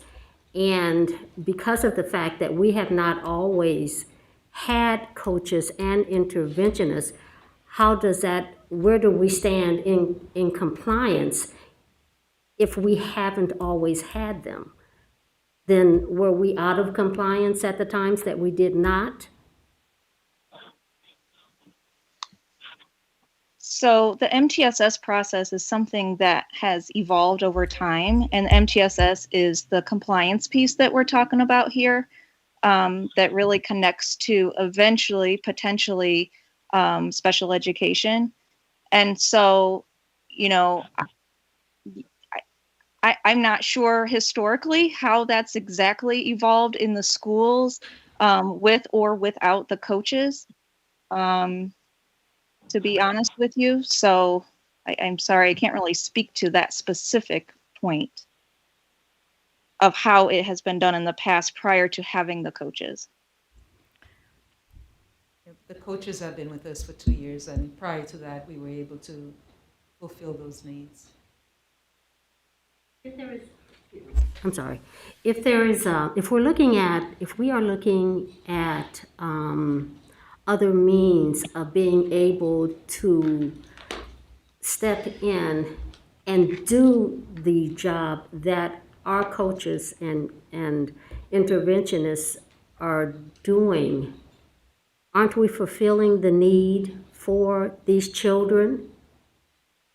I'm a little concerned. I'm very concerned because of the fact that I do realize that there is a teacher shortage. I do realize it, but I am more concerned about the many, many, many children that do not have teachers in front of them. We've got to do something. I mean, no, maybe maybe I realize the importance of the position, but if we have a program that can supplement what these interventionists and coaches were doing to help and assist these teachers, it seems to me that it's a win-win situation. I mean, that's just my thoughts on it. Dr. Rankin? So to answer what Ms. Kostick was asking, the statutes continually change. So the one that I was referring to was updated in 2017. So just as the district is referring to the 2019 rule, whatever the legal ruling is for Black history within schools, and we're working on that process. That was a 2019 one. The one I was referring to was 2017. So I would assume that's when our interventionists kind of got developed and were addressing that. And so Dr. Rankin, I mean, sorry, but MTSS, that's handled internally. We know the work, right? And I was just answering her question. That's what we do. MTSS, all of these are excuses to keep them away from kids, and then what happens? Dr. Carl, all due respect, I was talking and I was answering Ms. Kostick. So just a second. And so answering your question, that's kind of where that came in. And I guess what the administration is trying to equate, and I guess I'm not seeing that equation, is that when we're taking away the interventionist positions, that those teachers will automatically want to be in classrooms, knowing that there are lots of other interventionist positions within districts around. We don't know that they're going to fill our empty spots. They may just leave with what was said as the promise that was said on July 31st, 2020, that was referenced many times tonight, feeling that the transparency wasn't there, feeling that the promise wasn't upheld in the bargaining discussion. That's neither here nor there. So that equation of we're going to take these 20 or 24 positions and they will automatically go into classrooms, that's not going to happen. Hearing from the teachers tonight, knowing that there's lots of districts around who have interventionist positions open, I don't see that translating. Maybe it will, but I don't see that translating. And you know what, President Shaw, I really am disappointed in myself. 2018, we should have done this, and I was, same thing, bullied, threatened, disrespected, fighting for kids. And so the first thing we hear is, oh, well, we're going to leave. MTSS, Ms. Kostick, that's done internally. North End Schools, that's done internally. And Dr. Wilson, actually, you can even talk about what happens with the MTSS process. But I think, and no promise was made, because usually what happens, Dr. Ike told you, when promises are made, there is a TA, tentative agreement, there's a documentation. Right, promises were made, present the document, and Dr. Ike actually has his. Dr. Ike has his. Sir. Yeah. I'm the chief bargaining agent. Dr. Sir. Ike has his notes. Sir. That's just Anyway, disingenuous. this is about our kids and getting teachers in front Gentlemen. of our children. Excuse me, Well- Dr. Brett. Gentlemen. Yeah, we'll leave. I mean, there was a promise Gentlemen. directly to me as chief negotiator. Sir. You know there was a promise.